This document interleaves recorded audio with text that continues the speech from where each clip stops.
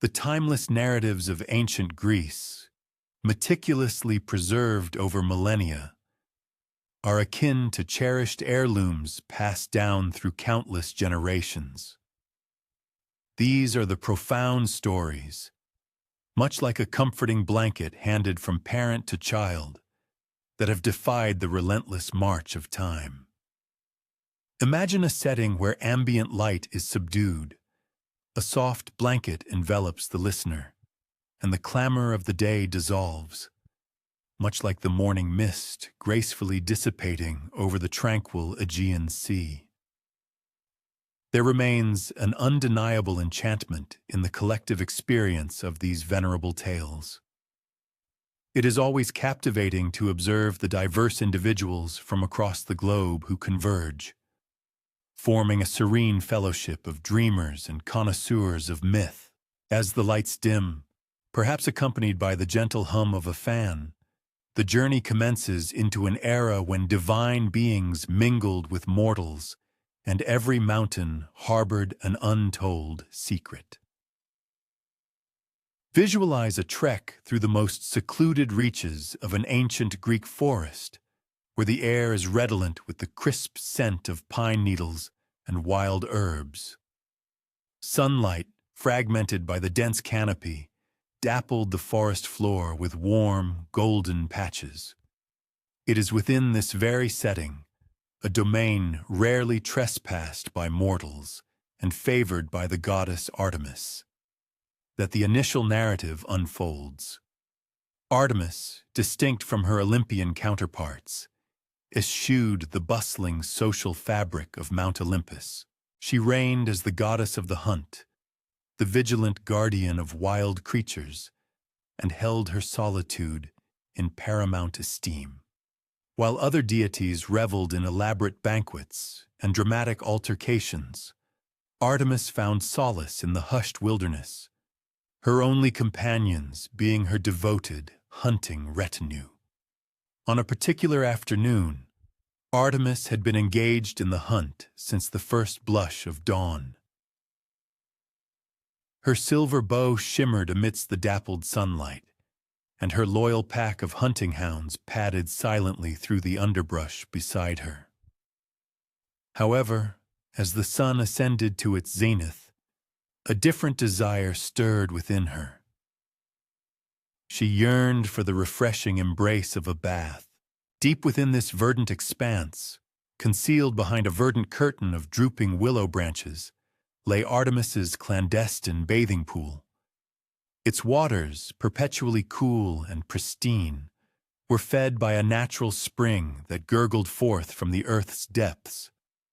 Smooth, polished stones lined its bed, and soft moss clung to the surrounding rocks, creating an ambiance so serene it compelled even the solitary visitor to speak in hushed tones. Artemis gently parted the willow branches and stepped into her secluded sanctuary.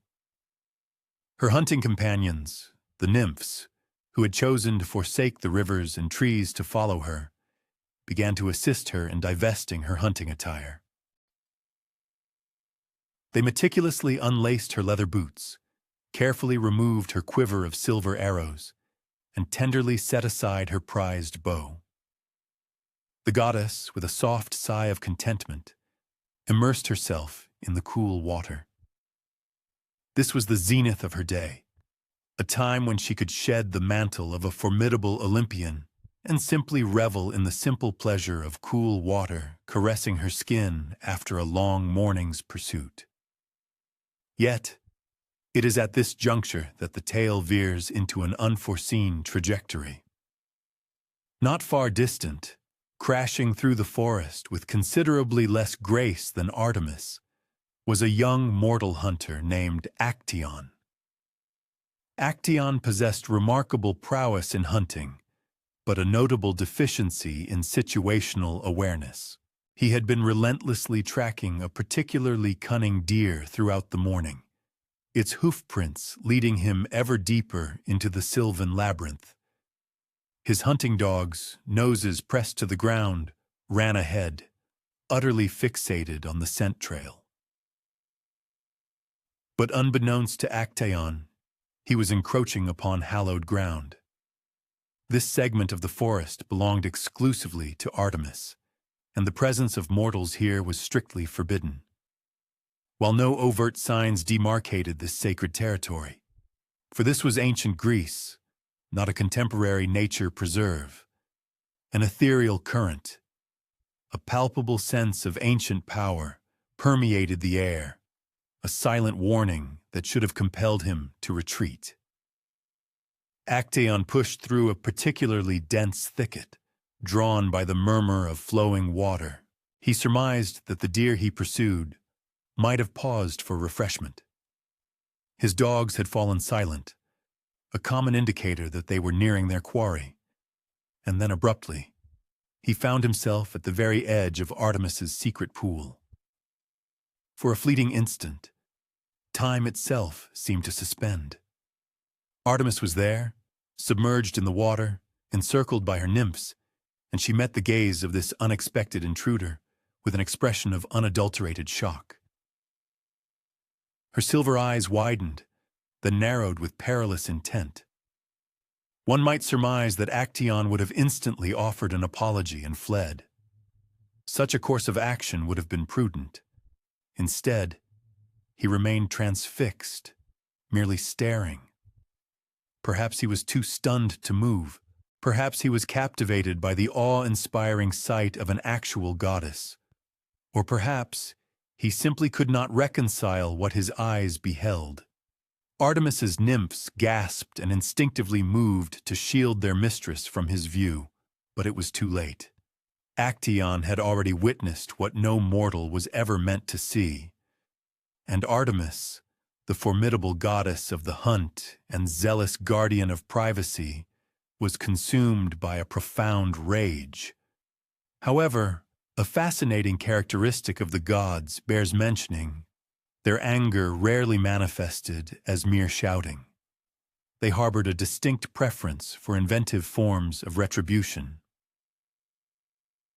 And Artemis, in particular, displayed remarkable creativity when addressing those who dared to infringe upon her privacy. She reached into the cool spring water, cupping a handful.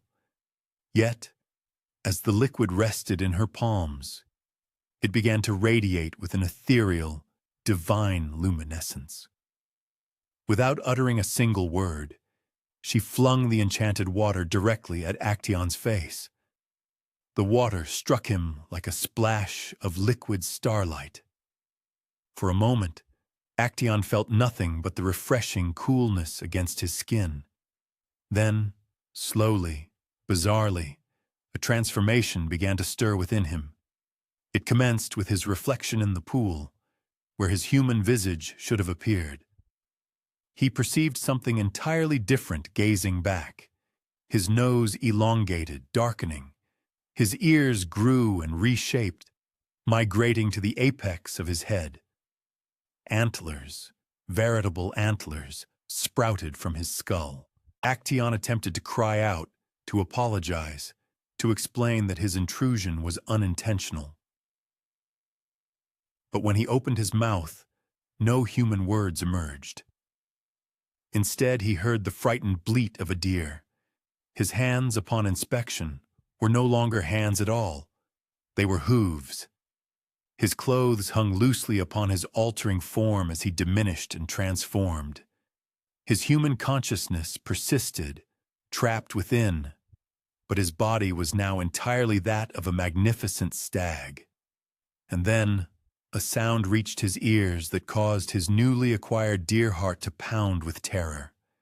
The unmistakable baying of dogs. His own hunting hounds, having heard the commotion of the transformation, came rushing to investigate. But they did not perceive their master, Actaeon. All they saw was a large stag standing near their preferred hunting ground, and they instinctively performed their trained duty as hunting dogs. Actaeon tried to call to them, to make them comprehend his true identity.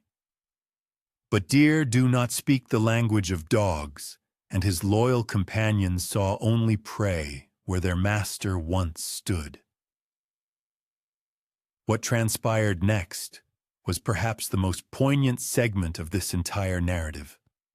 Actaeon, his mind still human but imprisoned within a deer's body, was compelled to flee for his life from his own beloved hunting pack. He crashed through the forest, leaping over fallen logs and deftly dodging between trees, while behind him, his dogs pursued with the same fervor they had always exhibited when hunting together. He ran until his legs trembled with exhaustion. He sought refuge behind rocks and within dense bushes, but eventually, as the sun began its descent, his own dogs overtook him. Meanwhile, back at the pool, Artemis had concluded her bath and donned her hunting attire once more. Her nymphs clustered around her, still discussing the peculiar mortal who had inadvertently trespassed upon their sacred space. Was it truly necessary to be so severe? One of the nymphs inquired softly. He seemed young. Perhaps he was merely lost.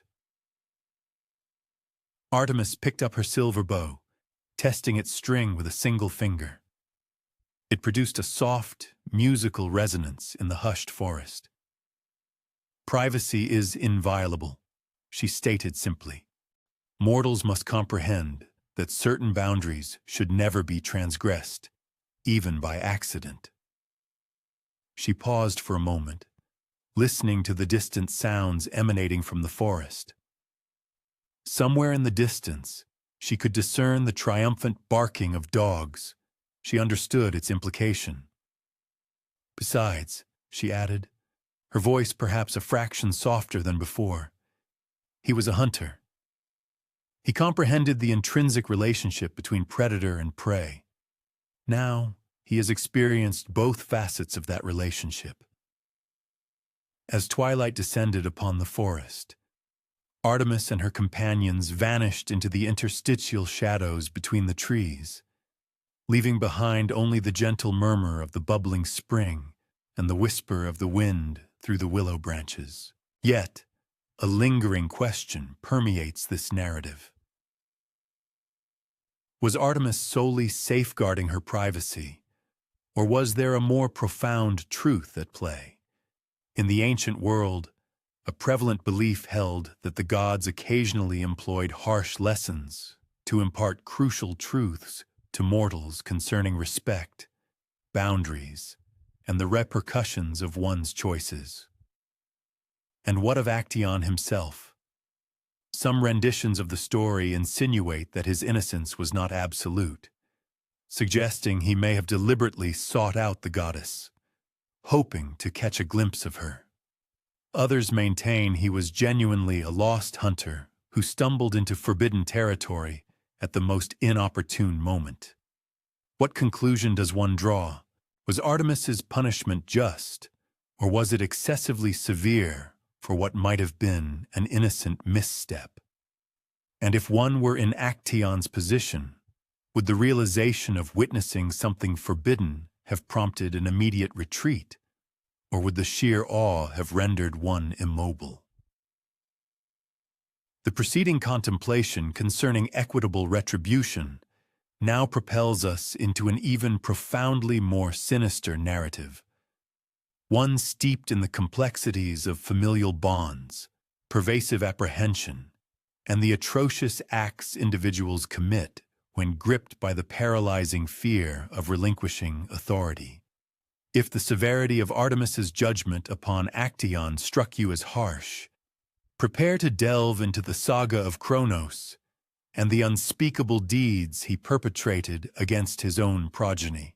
Let us journey back further still into the annals of time, to the primordial epoch of the world as understood by the ancient Hellenes. This era predated the reign of Zeus from the Olympian peaks, preceding the construction of any temples or the emergence of human settlements. Indeed, before humanity itself walked the earth. In those nascent days, the globe was governed by colossal beings known as Titans, formidable entities who were the direct descendants and successive generations born from Gaia, the Earth herself. And the paramount sovereign of these Titans was Kronos. Kronos, it must be understood, had not ascended to his regal position through any legitimate succession or a tranquil transfer of authority, nor by the will of a democratic assembly. On the contrary, he had seized control by inflicting a heinous deed upon his own father, Uranus, employing a sickle-shaped weapon provided to him by his mother. Kronos had launched an assault against Uranus, violently overthrowing him in a coup d'etat so cataclysmic it convulsed the very fabric of existence. One might logically surmise that a successful usurpation of his father's dominion would have instilled within Kronos a sense of assured power. Yet the precise opposite proved to be the case. Each day, he was consumed by the dread of suffering an identical fate. Every night, as he sought slumber, he was plagued by the unsettling query of whether one of his own offspring might be conspiring to usurp his position, mirroring the treacherous plot he himself had orchestrated against his own progenitor. Then, one fateful day, Kronos was delivered a prophetic pronouncement that rendered his deepest anxieties appear negligible by comparison. This foretelling emanated directly from the Fates themselves, those three venerable siblings, the Moirai, who possessed the preternatural ability to perceive the intricate tapestry of destiny stretching forward into the future. Their message was unambiguous, dreadful, and utterly inescapable. One of your children will overthrow you, just as you overthrew your father. The chilling certainty of their words echoed through the Titan's troubled mind. Now it is common for most individuals, upon receiving such troubling foretellings about the future, to endeavor to modify their conduct in an effort to avert the dire consequence. They might resolve to become a more benevolent parent, or to rear their children with an abundance of affection and a dearth of fear. Kronos, however, unfortunately elected to pursue a far more brutal course of action. He concluded that if he possessed no progeny, then no offspring could ever depose him. But herein lay a significant complication. Kronos was already united in marriage to his sister Rhea, for conjugal unions between siblings were evidently customary among the Titans, and she was, at that very moment, pregnant with their inaugural child. Consequently, Kronos devised a plan that was both deceptively straightforward, yet utterly monstrous.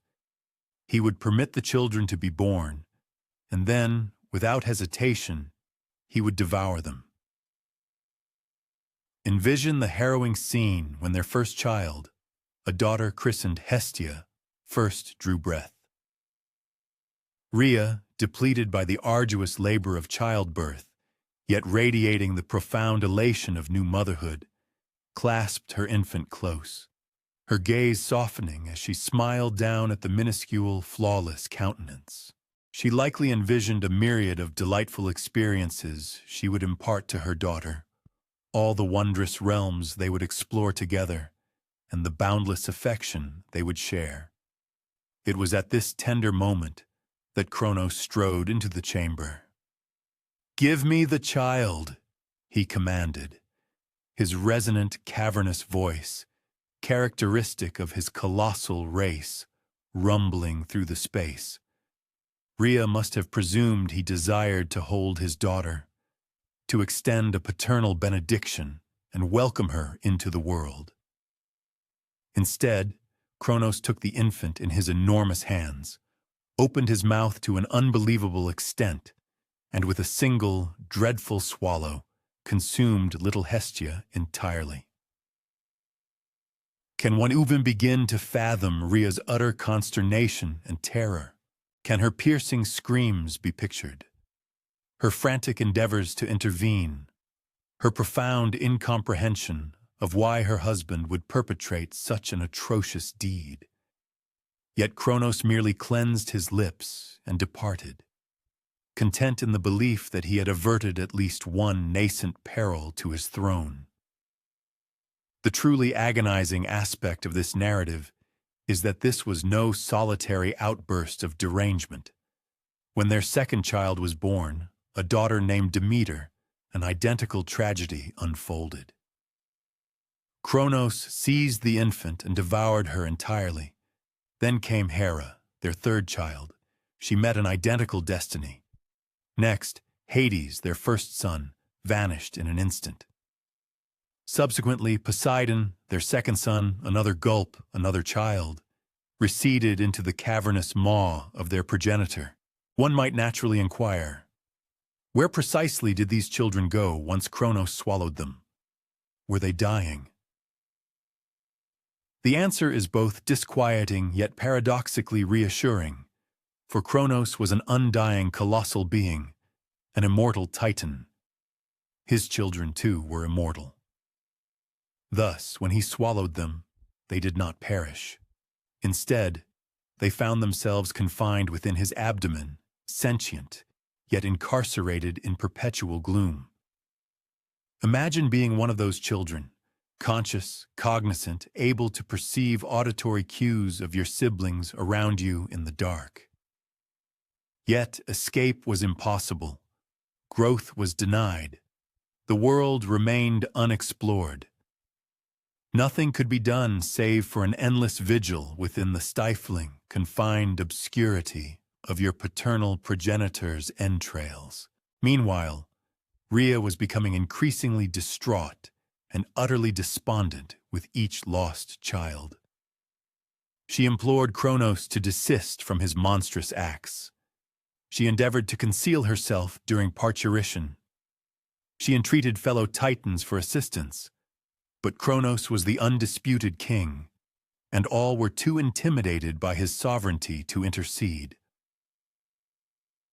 By the time Rhea was pregnant with her sixth child, she recognized the imperative to adopt a different strategy. She could no longer endure the forfeiture of another infant to her husband's delusional veracity. Therefore, she conceived a plan that was both ingenious yet extraordinarily perilous. When the time arrived for the sixth child to be born, Rhea eschewed their customary abode in the palace. Instead, she journeyed far away to a secluded grotto upon the Isle of Crete. There, attended by benevolent nymphs who aided in dampening the cries of parturition, she brought forth a male offspring, whom she christened Zeus. But rather than conveying baby Zeus home to his father, Rhea enveloped a substantial lithos in swaddling clothes. She meticulously ensured the stone possessed the appropriate dimensions and mass of a newborn. She even adorned it with a diminutive bonnet so that, from a distance, it would convincingly resemble a real infant. Then she traveled home and offered this counterfeit infant to Kronos. Now one might reasonably presume that a father would be able to discern the disparity between a real baby and a rock wrapped in blankets. However, it is crucial to recall that Kronos harbored no paternal aspirations. He was singularly preoccupied with neutralizing nascent menaces to his power, so much so that he neglected to truly observe his progeny before consuming them. Thus, when Rhea handed him the bundle, Kronos accepted it without proper scrutiny and devoured the lithos entirely, just as he had swallowed his 5 previous children. Concurrently, baby Zeus persisted in concealment within the cave on Crete, where he was nurtured by the benevolent nymphs and sustained by ambrosial honey and the lacteal bounty of the wondrous goat, Amalthea. Every day he matured in stature and might. And every day Rhea clandestinely attended him, recounting narratives concerning his confined brethren trapped within their father's stomach. As Zeus grew from an infant into a young man, he assimilated the chilling truth about his father's profound apprehension and the dreadful actions spawned by such terror. And gradually, Zeus commenced to formulate his retribution. However, here lies what renders this story exceptionally compelling. Zeus was not merely planning to chastise his progenitor for his barbarity. He was also planning to liberate his imprisoned siblings. Unlike Kronos, who perceived his offspring solely as menaces, Zeus regarded them as kin deserving of emancipation. The query that preoccupied Zeus's thoughts as he meticulously planned was this: was he fated to emulate his paternal predecessor? Would the act of overthrowing Kronos merely transform him into yet another tyrannical sovereign condemned to dread and annihilate his own progeny someday? Or could he disrupt the inherited pattern of aggression that had passed from Uranus to Kronos and now menaced to perpetuate through his reign? What fundamental impulse, one might ponder, propels an individual to view their progeny as adversaries? Is it solely the fear of losing power? Or is there something deeper, an intrinsic incapacity to prioritize the affection for others above one's personal safety and dominion? Speaking of cycles of violence and their unforeseen repercussions, our next narrative commences with one of the most exquisite results conceivable. Emerging directly from one of the most brutal deeds chronicled in all of mythos. Sometimes, the Hellenes seem to suggest, even catastrophic occurrences can engender something magnificent. Do you recall how Kronos deposed his father Uranus with that sickle-shaped weapon? Well, the ancient storytellers held very distinct conceptions about what transpired after that violent moment. They believed that when Uranus suffered injury, rivulets of his deathless ichor descended into the vast expanse of the sea, and from that celestial plasma coalescing with the effervescent spray and saline solution of the ocean, a wondrous phenomenon commenced its genesis. Picture the scene. The Mediterranean Sea on a morning so tranquil that its surface resembled burnished crystal. The dawn was merely breaking, suffusing the firmament with delicate hues of rose and aurum. Gentle undulations caressed the coastline, carrying with them the customary bounties the thalassa relinquishes. Fragments of polished vitrum marinum, intriguing conches, entwined filaments of thallophytes. But on this particular morning, the waves were transporting an unparalleled marvel. At first, it appeared to be oceanic effervescence, the frothy white substance generated by the concussion of breakers upon crags. But this foam was markedly different. It emitted a gentle, nacreous luminescence. It did not dissipate as typical froth. Instead, it expanded in magnitude and intensified in brilliance as it made its way landward, and then leisurely, with exquisite elegance, an ethereal form commences its ascent from within the glowing foam. This is Aphrodite, the revered deity of affection and aesthetic perfection, manifesting from the very depths of the ocean itself. The ancient Hellenes held very specific and exacting ideals concerning the quintessential form of beauty in existence. Aphrodite, in their veneration, was not merely comely or attractive. She was the very embodiment of pulchritude made manifest in flesh and spirit. Her tresses, a cascade of radiant locks, captured the nascent light of dawn as if woven from threads of pure, molten gold. Her dermis possessed the flawless, unblemished texture and luminescence of a perfectly formed pearl. Her ocular orbs mirrored the profound, azure depths of the vast ocean on a serene summer's day. Yet, transcending her exquisite physical attributes, An ineffable quality permeated Aphrodite's very presence, elevating the allure of everything within her vicinity. The frothy sea foam that enveloped her shimmered with the brilliance of countless scattered diamonds. The humble, common seashells at her feet transmuted into objects resembling precious, rare jewels before one's eyes. Even the seagulls soaring majestically overhead seemed to execute their aerial ballets with an unprecedented grace whenever she was near. Upon Aphrodite's inaugural step onto the sandy shore, a miraculous phenomenon unfolded. Vibrant blossoms erupted in her very footprints. These were no ordinary flora, but magnificent roses, the most resplendent and intoxicatingly fragrant specimens ever witnessed by any mortal or immortal. The very terrestrial sphere appeared to partake in a jubilant celebration of her arrival. However, a particularly captivating aspect of this momentous genesis lies in Aphrodite's unique birthright. She emerged fully matured, endowed with an intrinsic and complete understanding of her identity and the full scope of her divine capabilities, in stark contrast to mortal infants, who must acquire all knowledge from inception.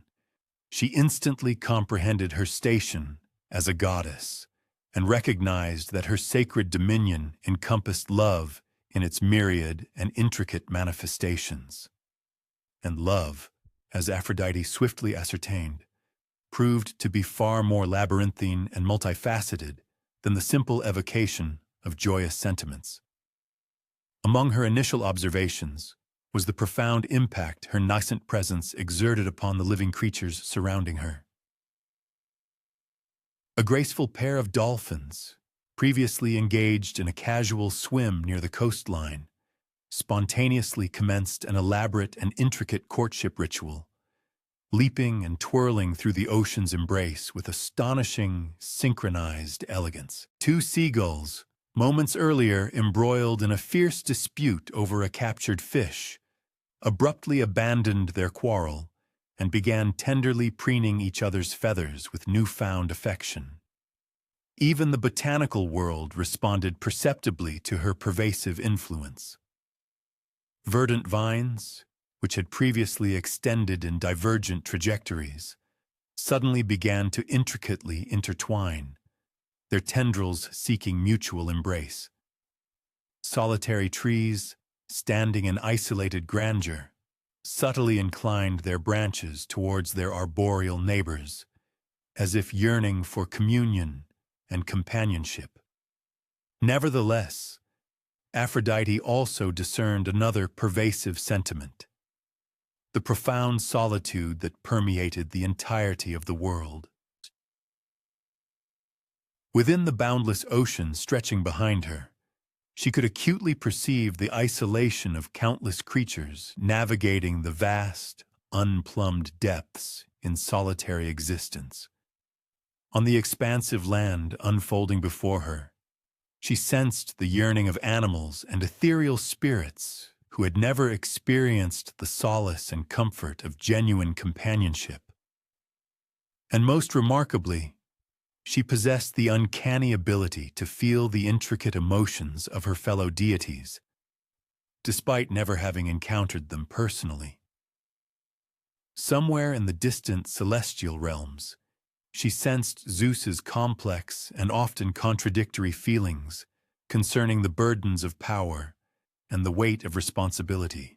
She keenly perceived Hera's ongoing internal conflict, a perpetual struggle between profound love and searing jealousy. She even felt the poignant loneliness of Artemis, who, despite having deliberately embraced a life of solitude, occasionally harbored a wistful wonder about what she might be forsaking. It was at this pivotal juncture that Aphrodite made a profound decision, one destined to shape the destinies of both gods and mortals for all eternity. She resolved that her divine mandate would transcend mere representation of love. She would actively cultivate and orchestrate opportunities for love to blossom and flourish.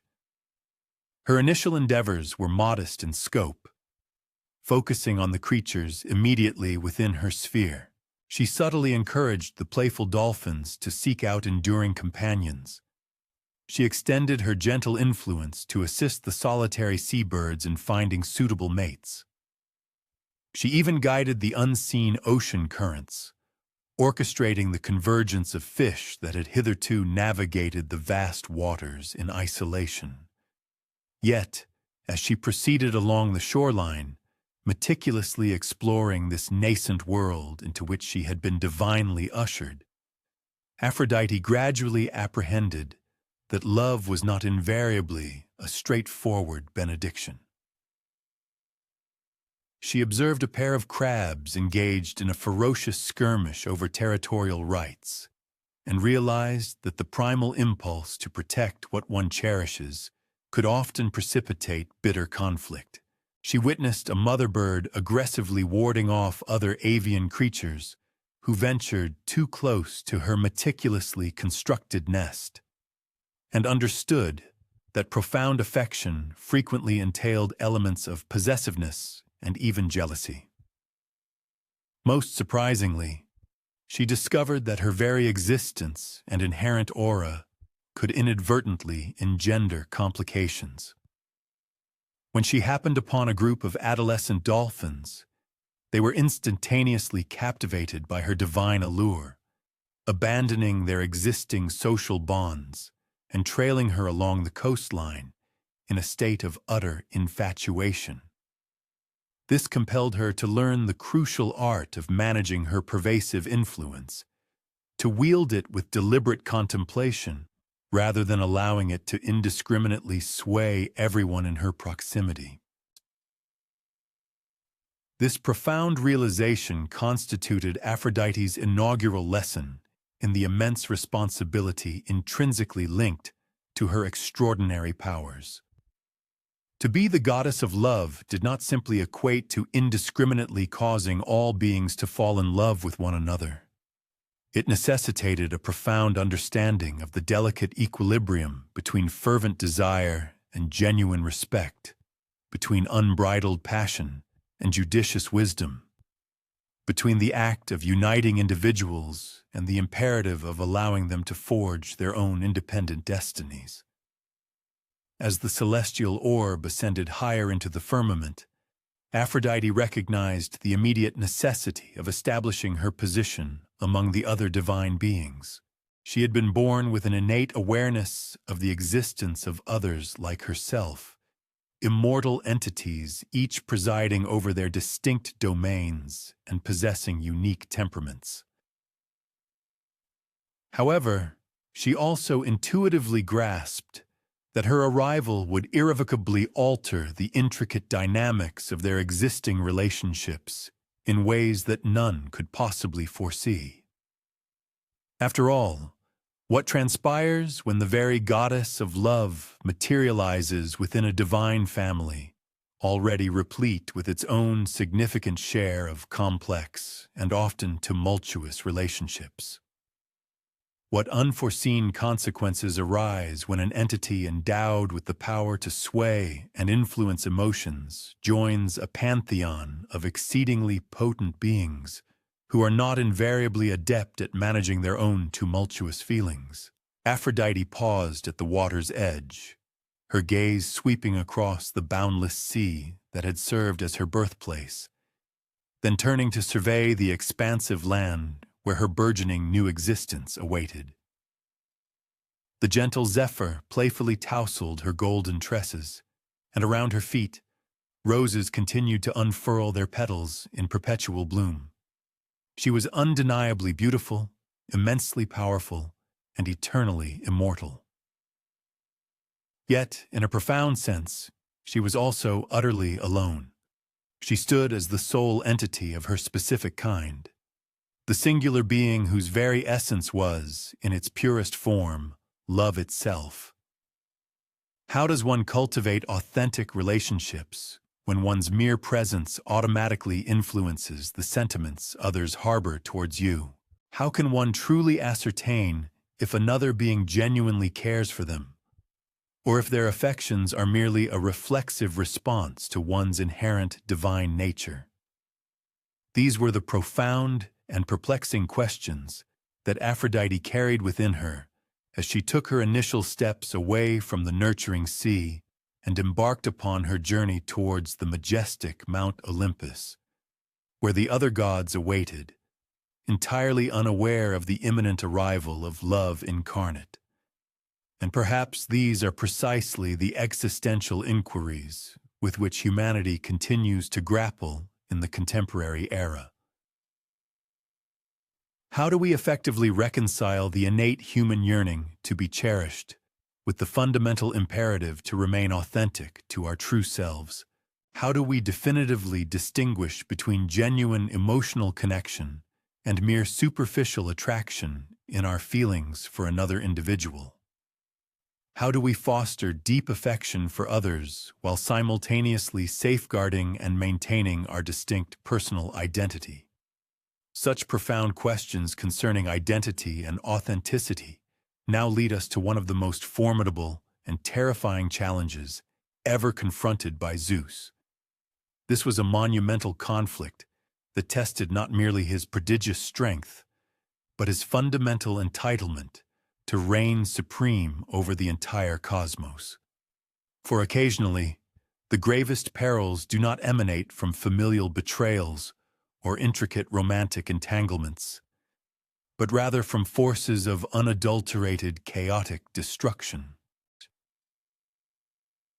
By this historical juncture, Zeus had successfully orchestrated the overthrow of his tyrannical father, Kronos, liberated his siblings from their gruesome imprisonment within their father's stomach, and firmly established himself as the undisputed sovereign of the gods upon Mount Olympus. One might reasonably surmise that this period would afford Zeus an opportune moment to relax and savor his hard-won triumph. Instead, it was precisely at this point that Gaia herself, the primordial earth, resolved to rigorously test whether Zeus truly merited his elevated throne. You see, Gaia, the venerable Earth Mother, had for countless generations observed her children and grandchildren locked in incessant internecine strife. Initially, Uranus had subjected his offspring to cruel and oppressive treatment. Subsequently, Kronos had violently deposed Uranus. Now, Zeus had, with equal ferocity, overthrown Kronos. Gaia had grown utterly weary of this relentless cycle of familial violence, and she was particularly incensed that Zeus had incarcerated many of her other progeny, the mighty Titans, within the deepest, most abyssal pit of the underworld. Consequently, Gaia determined to forge a champion specifically designed to vanquish Zeus once and for all. Her intention was not for this champion to assume Zeus's mantle of rule, but rather to permanently terminate the cyclical pattern of violent power struggles by utterly eradicating the very concept of divine kingship. She retreated to the most profound caverns situated deep beneath the earth's crust, where the very rock remained in a molten state, and the ambient air shimmered intensely with incandescent heat. There, within a colossal subterranean chamber illuminated solely by the infernal glow of subterranean lava streams, Gaia commenced her most audacious and formidable creation to date. She meticulously gathered clay from the most abyssal ocean trenches, commingled it with primordial fire extracted from the very core of the earth, and then infused this nascent form with the entirety of her incandescent rage, her profound frustration, and her fervent yearning for an end to divine tyranny. What emerged from this cataclysmic process was an entity utterly without precedent, a being whose like it was fervently hoped would never again grace existence. His name was Typhon, and he was meticulously engineered to be the perfect anti-god. Envision the most colossal mountain you have ever beheld, Now imagine that immense geological formation, endowed with the capacity to move, to think, and to harbor an unyielding hatred. Typhon's stature was so prodigious that when he stood erect, his monstrous head scraped against the distant stars. His eyes blazed with the searing intensity of miniature suns. In place of conventional hair, a writhing mass of venomous serpents covered his scalp, each one possessing enough lethal potency to dispatch 100 mortals with a single, excruciating bite. But perhaps the most utterly terrifying aspect of his form resided in his appendages. From his elbows downwards, in lieu of normal arms and hands, Typhon possessed 100 monstrous dragon heads. Each individual head was capable of exhaling a distinct and devastating form of destruction. Some belched forth torrents of incinerating fire. Others spewed noxious, suffocating poison gas, while still others unleashed a freezing, arctic wind capable of instantly transforming living creatures into inert ice. When Typhon first heaved himself forth from the bowels of the earth, his mere act of standing upright triggered cataclysmic earthquakes across the entire known world. His thunderous roar, which emanated not merely from his primary maw, but from all 100 of his dragon-headed hands, possessed such an overwhelming sonic force that it shattered entire mountain ranges and precipitated colossal avalanches thousands of miles distant. The first time the Olympian deities on Mount Olympus caught sight of Typhon's monstrous approach, their instinctive reaction was not to bravely stand their ground and engage in combat. It was rather to flee with the utmost possible speed. And it is crucial to remember that these were the same gods who had successfully waged war against the formidable Titans, who commanded the very forces of lightning and earthquakes, and who held sway over the underworld itself. But Typhon was an entity of an entirely different order. He was not merely powerful, he was chaos incarnate, destruction pursued for its own sake, the very harbinger of the undoing of everything they had meticulously constructed. One by one, the illustrious Olympian deities sought refuge in the ancient land of Egypt, where they ingeniously assumed the forms of various creatures to elude the relentless, inquisitive scrutiny of Typhon. Aphrodite, the goddess of love and beauty, transformed herself into a nimble fish, while the radiant Apollo, god of music and light, adopted the guise of a sable crow. Artemis, the fleet-footed huntress, became a sleek feline. Even the formidable Ares, the very embodiment of martial prowess, metamorphosed into a powerful boar and concealed himself within the remotest reaches of the vast Nile Delta. Yet Zeus, the sovereign lord of the gods, alone among his divine brethren, did not retreat. His steadfastness was not born of an absence of fear. Indeed, the enduring narratives unequivocally attest to Zeus being utterly overwhelmed by dread at the prospect of confronting Typhon. Rather, he possessed a profound insight that eluded the other deities. Should he turn his back on this momentous confrontation, allowing Typhon to lay waste to Mount Olympus and dismantle all that they had meticulously constructed, then Gaia, the primordial Earth Mother, would undoubtedly achieve her ultimate objective. The glorious age of the gods would draw to an abrupt close, and the cosmos would revert to its initial state of untamed primordial chaos. Thus, Zeus stood in solitary defiance upon the loftiest pinnacle of Mount Olympus, his potent thunderbolts crackling with raw energy in his grasp, awaiting the inevitable arrival of Typhon. The ensuing battle, when it finally commenced, was a spectacle of unparalleled ferocity, unlike anything the world had ever witnessed or would ever again behold. Zeus, with unparalleled might, unleashed volleys of lightning, bolt after searing bolt, each one possessing a brilliance intense enough to temporarily blind mortal eyes, and a concussive roar loud enough to reverberate across the entire globe. Yet Typhon, the monstrous Titan, appeared largely impervious to these devastating assaults. The electrical strikes merely left superficial scorch marks upon his craggy, rocky hide, doing little to impede his relentless advance. Simultaneously, Typhon, his 100 serpentine heads, each a fount of diverse forms of devastation, spewed forth their destructive energies at Zeus, fire of an infernal heat, capable of melting solid bronze, virulent poison that withered all plant life for miles around, and ice of such extreme frigidity that it froze the very air itself. Zeus was compelled to employ every ounce of his swiftness and dexterity merely to evade complete annihilation within the initial moments of the brutal combat. The titanic struggle persisted relentlessly for an extended duration, spanning not just days, but weeks.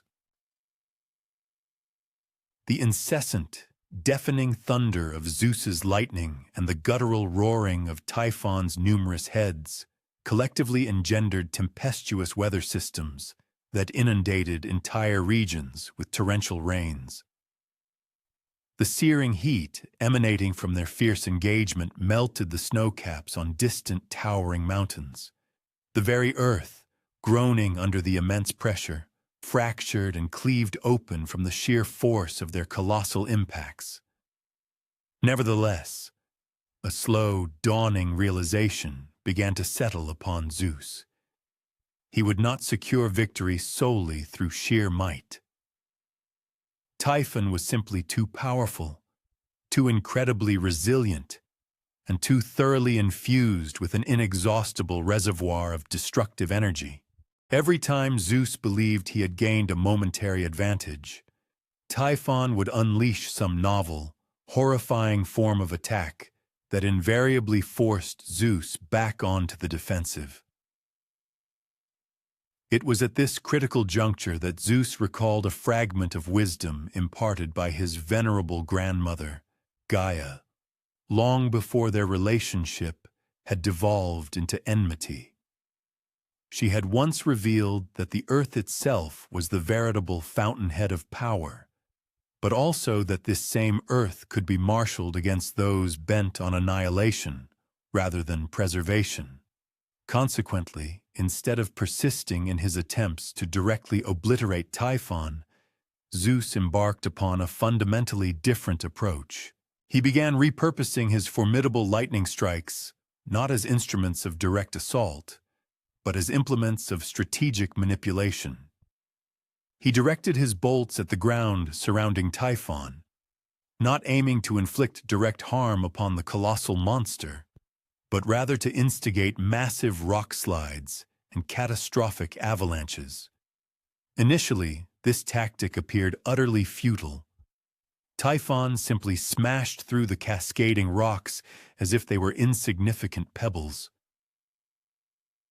However, Zeus persisted with his targeted strikes, continued to trigger landslides, and kept piling stone upon stone. And gradually, almost imperceptibly, the geological fragments began to accumulate around Typhon's colossal feet. It demanded an additional 7 days of unremitting electrical bombardment from Zeus, but eventually, he succeeded in ensnaring Typhon to his midsection within a burgeoning mound of detritus and geological fragments. The monstrous entity was still fiercely battling, still breathing forth destruction from its multitude of dragon heads, but its mobility had been entirely compromised. It was then that Zeus executed his ultimate audacious maneuver. Instead of attempting to slay Typhon, an endeavor that might have proven utterly impossible in any case, Zeus leveraged his profound dominion over seismic forces to rend asunder the very ground beneath the buried monster. Then, with a lightning strike of a magnitude more powerful than any he had ever summoned before, he caused an entire mountain to collapse directly upon Typhon. The colossal mountain that descended upon Typhon was none other than Mount Etna. And according to the venerable accounts of the ancient Greeks, Typhon remains eternally imprisoned beneath its colossal mass. Every time the fiery mountain spews forth its molten wrath, they believed it was because Typhon, still seething with rage, still breathing fire, and still desperately striving to break free, lay trapped beneath. Yet, what truly fascinates about this enduring narrative is that Zeus achieved triumph not through superior might, but through astute ingenuity. He prevailed by exercising endurance coupled with strategic force, by engaging in careful deliberation rather than merely escalating his efforts in combat. When the other deities finally returned from their Egyptian sanctuary and discovered Zeus, utterly exhausted, yet undeniably victorious amidst the desolation of the battlefield, they inquired as to how he had managed to vanquish an entity that had instilled such profound terror in all of them. Zeus's profound response was disarmingly simple. I did not defeat him by being more powerful. I defeated him by remembering what I was fighting for. And perhaps that profound lesson resonates far beyond the confines of archaic fables and ancient mythology. There are times when the most formidable challenges we encounter in our lives cannot be surmounted by simply redoubling our efforts or by striving to be stronger. Sometimes they necessitate a pause, a moment to reflect deeply, and a conscious recollection of what truly holds significance for us. This powerful notion of remembering our core motivations now guides us to one of the most celebrated heroes in the entirety of Greek mythology, and to a tale that vividly illustrates how, at times, the most pivotal battles are waged not against monstrous beasts, but against the very systemic structures that give rise to such monsters in the first place. Let us now journey from the celestial domain of the gods to the terrestrial sphere of humanity, specifically to the resplendent Isle of Crete, where the sagacious King Minos presided with wisdom, opulence, and a dreadful enigma meticulously concealed beneath his regal palace. This secret was known as the Labyrinth, an architectural marvel and the most intricate labyrinthine edifice ever conceived.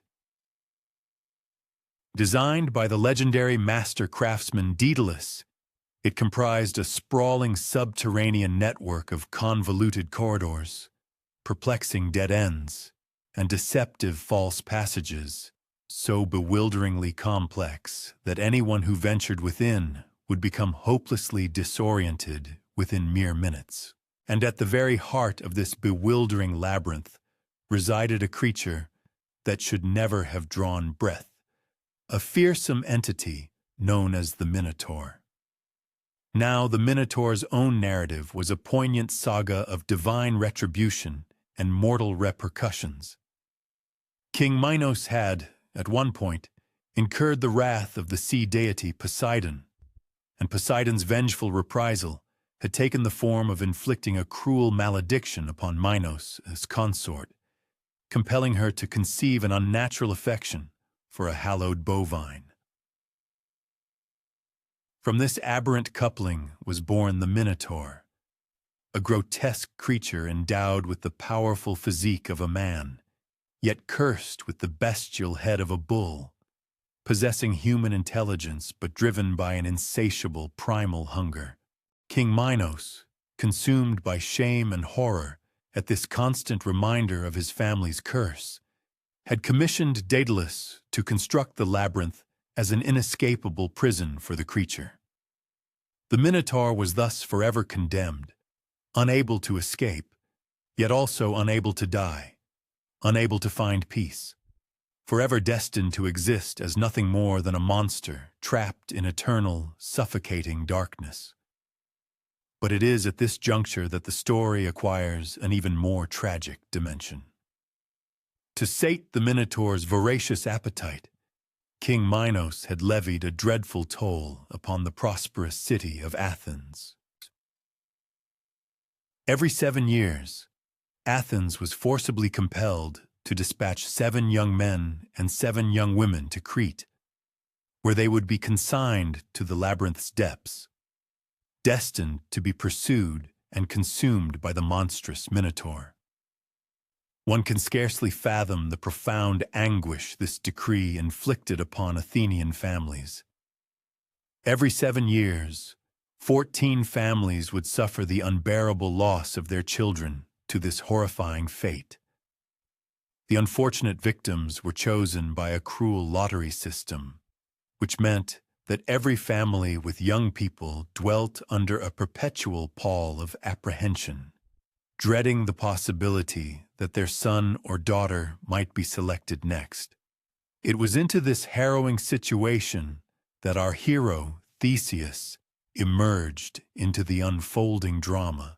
Theseus was the progeny of King Aegeus of Athens, but he had been reared in distant environs, away from the regal seat, by his mother in a modest coastal town. He had only recently arrived in Athens and had just learned of his royal lineage. Consequently, when the time came for the 3rd tribute to be dispatched to Crete, Theseus was observing this harrowing spectacle for the inaugural occasion. He watched as the 14 young Athenians were chosen by lot. He witnessed the inconsolable weeping of their families and discerned the stoic hopelessness in the eyes of the victims themselves. He listened as the elder citizens explained that this was simply the unalterable state of affairs, that there was no conceivable advantage in attempting to resist King Minos and his terrifying monster. However, Theseus, being young and not yet worn down by years of passively accepting the unacceptable, posed a straightforward query: why do we not simply refuse to send the tribute?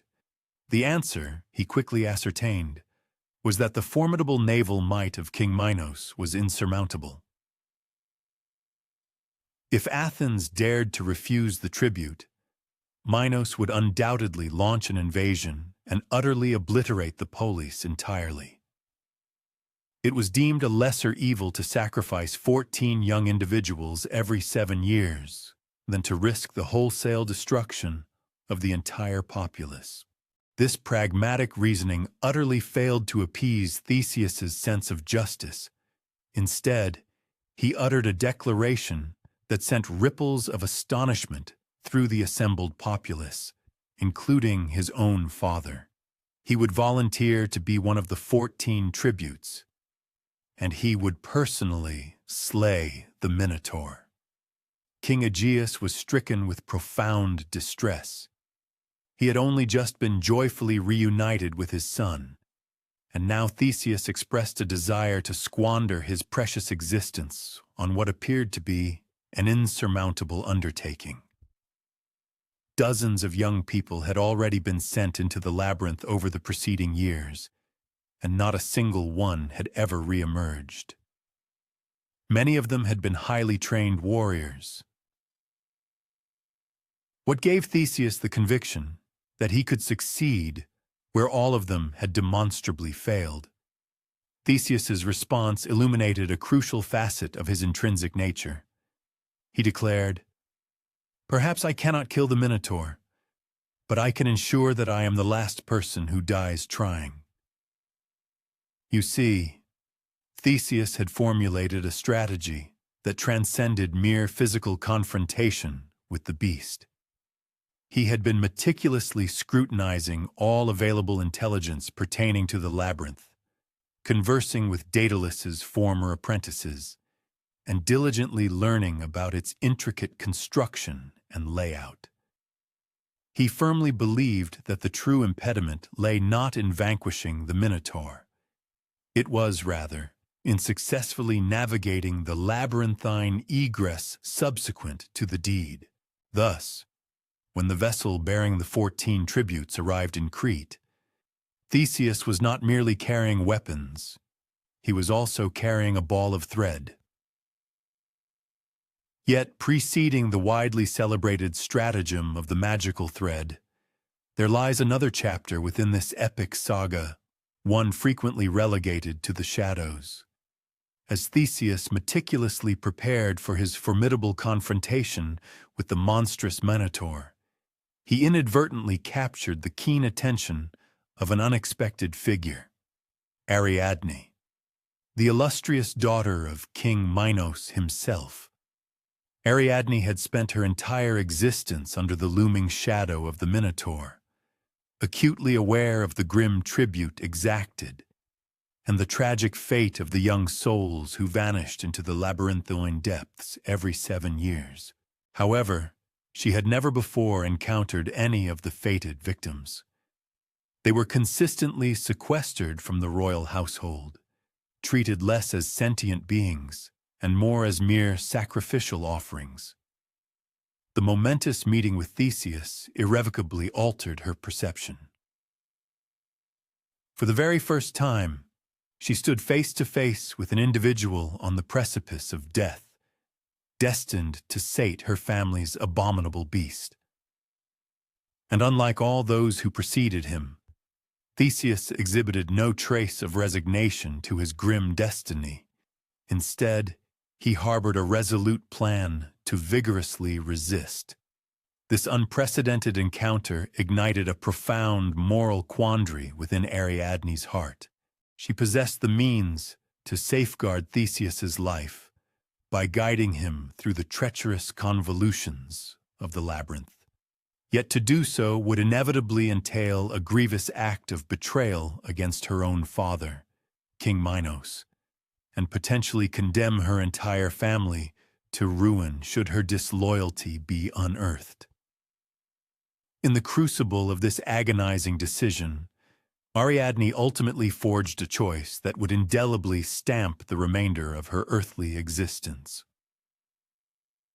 She arrived at the conviction that certain established systems are inherently too heinous to be upheld, even if the act of challenging them necessitates the forfeiture of everything one has ever known or held dear. On the eve preceding Theseus's perilous entry into the labyrinth, Ariadne, cloaked in secrecy, stole away to visit him within the confines of his desolate cell. She presented him with a most extraordinary gift, one that the ingenious artificer Daedalus himself had bestowed upon her, a mystical skein of thread, imbued with the power to unfailingly lead its user back to its original starting point, regardless of how deeply into the intricate maze it was unwound. "Secure one end firmly at the entrance," she whispered conspiratorially, her voice barely audible. "Allow it to unravel as you delve further into the bewildering heart of the maze. Once you have vanquished the monstrous creature, simply retrace the path of the thread back to the sweet embrace of liberty." But her benevolence did not cease there. She also imparted to him an invaluable trove of intimate knowledge concerning the Minotaur's peculiar habits, details that only someone intimately familiar with the palace's inner workings would possess. The formidable beast, she revealed, was at its zenith of strength during the daylight hours, but succumbed to a noticeable sluggishness under the cloak of night. It suffered from near blindness, yet possessed an extraordinarily acute sense of smell. Furthermore, it demonstrated sufficient cunning to set insidious traps, but its overwhelming pride could be exploited, causing it to abandon strategic maneuvers in favor of raw, unbridled brute force when directly challenged. The subsequent dawn witnessed Theseus's courageous ingress into the labyrinth, armed not only with Ariadne's miraculous thread and her invaluable insights, but also burdened with the collective hopes of every soul who had ever suffered loss under the oppressive and cruel dominion of King Minos's system. The labyrinth proved even more bewildering and disorienting than he had mentally prepared for. Its towering walls were intricately carved with deceptive false doors and misleading symbolic markings. The endless corridors twisted and branched, doubling back upon themselves in patterns that utterly defied any logical comprehension. Even with the infallible guidance of the thread promising a return path, Theseus found himself increasingly perplexed regarding his precise direction of travel. Nevertheless, he resolutely pressed onward, deeper and deeper into the labyrinthine depths, guided by the faint, guttural sound of the Minotaur's labored breathing and the increasingly potent, nauseating scent of ancient bones and pervasive fear. Upon finally reaching the very epicenter of the labyrinth, Theseus discovered himself within a vast, circular chamber, dimly illuminated by a solitary, ethereal shaft of sunlight piercing through from a great height above. And there, sprawled in a fitful slumber amidst a macabre mound of human remains, lay the Minotaur. It was, surprisingly, smaller in stature than Theseus had anticipated, yet paradoxically possessed a more unsettlingly human aspect. The creature's powerful physique was undeniably that of a man, heavily scarred from countless brutal encounters, yet still retaining a certain primal grace in its resting posture. Only its head was truly grotesque and monstrous, a colossal bull's head, adorned with horns sharp enough to effortlessly puncture even the thickest bronze armor. For a fleeting moment, Theseus faltered, caught in a profound internal struggle. This was not merely a monstrous entity. It was, in its own tragic way, also a victim, a creature that had never been given the agency to choose its own abhorrent form, condemned forever to perpetual darkness and sustained by a horrifying diet of unwilling human sacrifices. But then, Theseus's mind vividly recalled the countless young lives that had been brutally extinguished within this very chamber, and he knew with chilling certainty that extending mercy to the Minotaur would inevitably perpetuate the grim cycle of death for future innocents.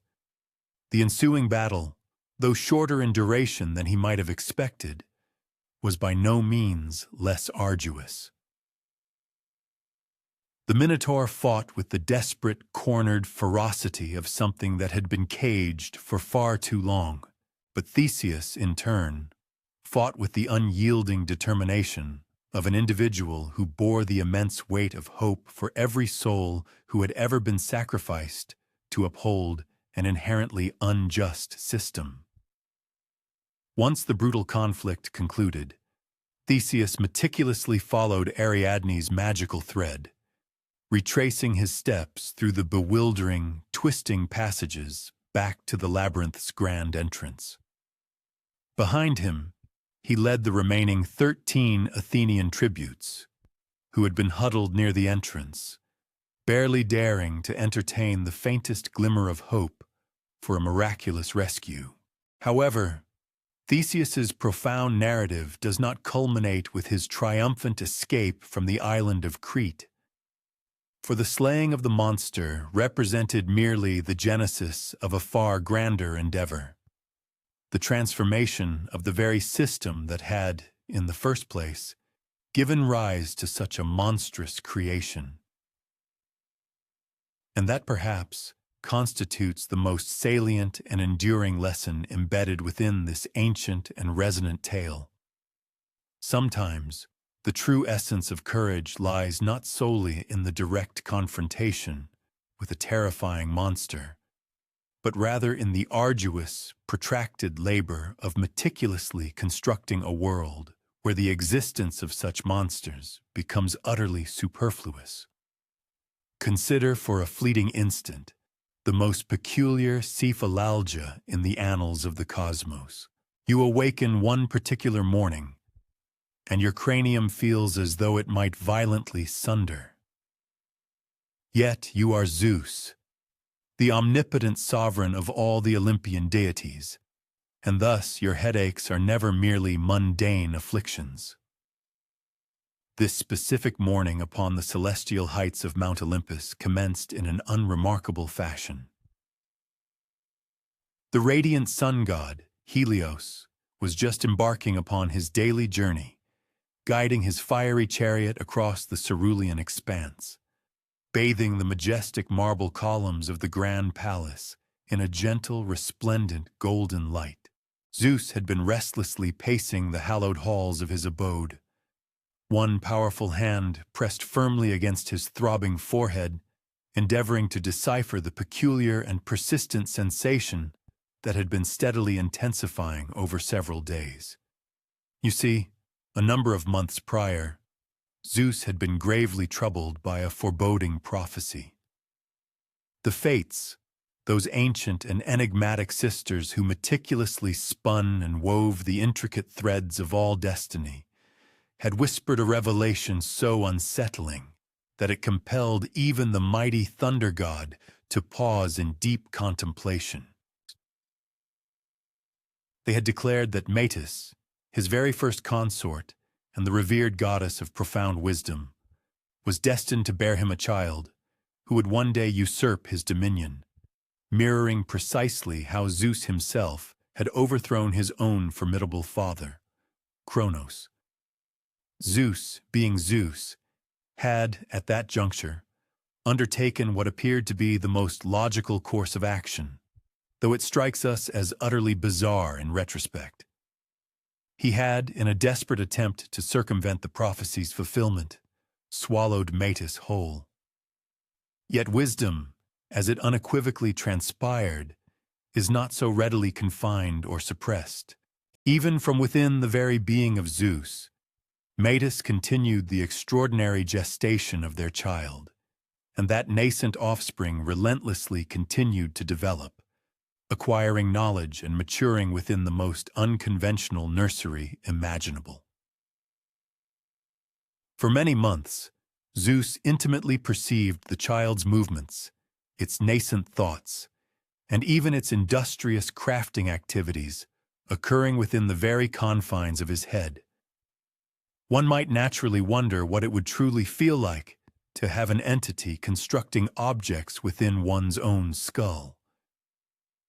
The rhythmic clinking sound of tiny hammers striking metal resonated through Zeus's divine mind, day and night without cessation. The child, it seemed, was already engaged in its work, already in the process of creation, already meticulously preparing for its eventual emergence into the wider world. This particular morning, however, the sensation had escalated to an utterly unbearable degree. Zeus, in his agony, summoned Hephaestus, the divine artisan of fire and metalwork, who was also his own son.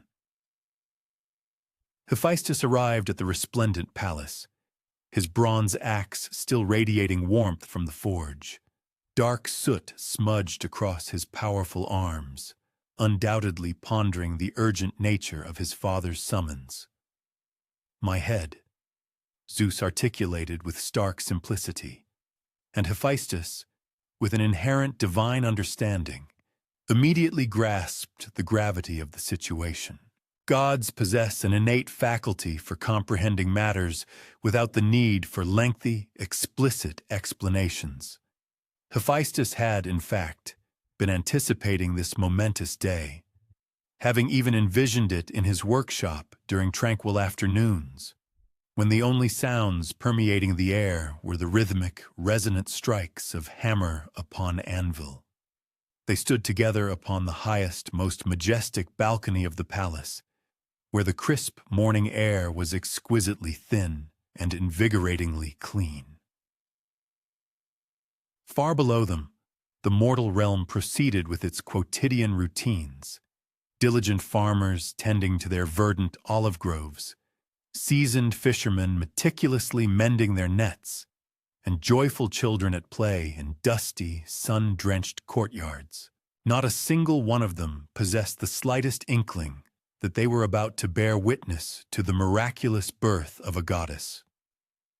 Hephaestus, with a solemn resolve, raised his formidable axe, and with a single, precise, and meticulously executed strike, he expertly split open Zeus's forehead. What transpired next was an event of such unparalleled extraordinariness that even the other gods, who had themselves observed countless strange phenomena, momentarily ceased their conversations and stared in utter, breathtaking wonder. From within Zeus's now sundered head emerged a fully grown woman, already clad in resplendent, gleaming armor that appeared to have been forged from the very essence of starlight itself.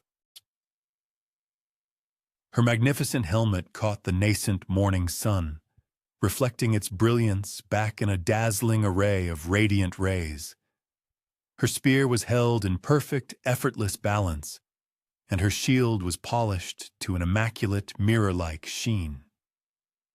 This was Athena, the formidable goddess of profound wisdom and strategic warfare, born not as a helpless, vulnerable infant, but as an entirely complete and self-possessed being, ready to instantly assume her rightful and revered place among the pantheon of the gods.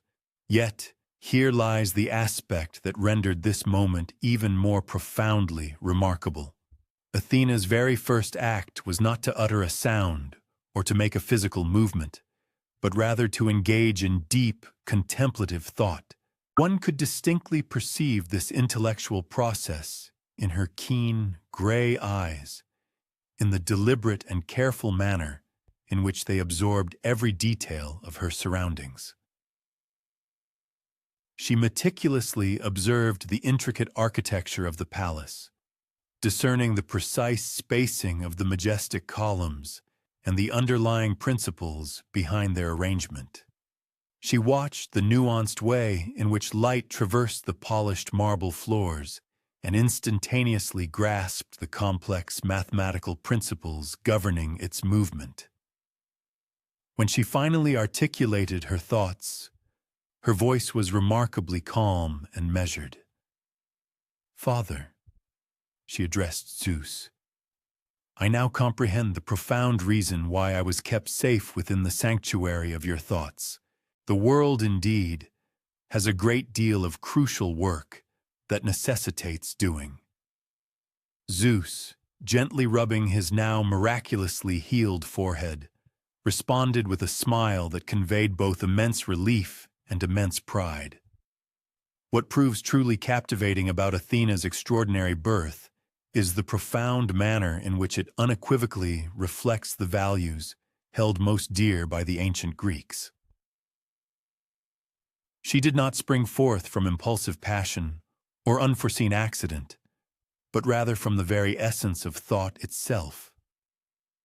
She emerged into existence fully formed and complete, because wisdom, unlike other attributes, does not manifest gradually through incremental development.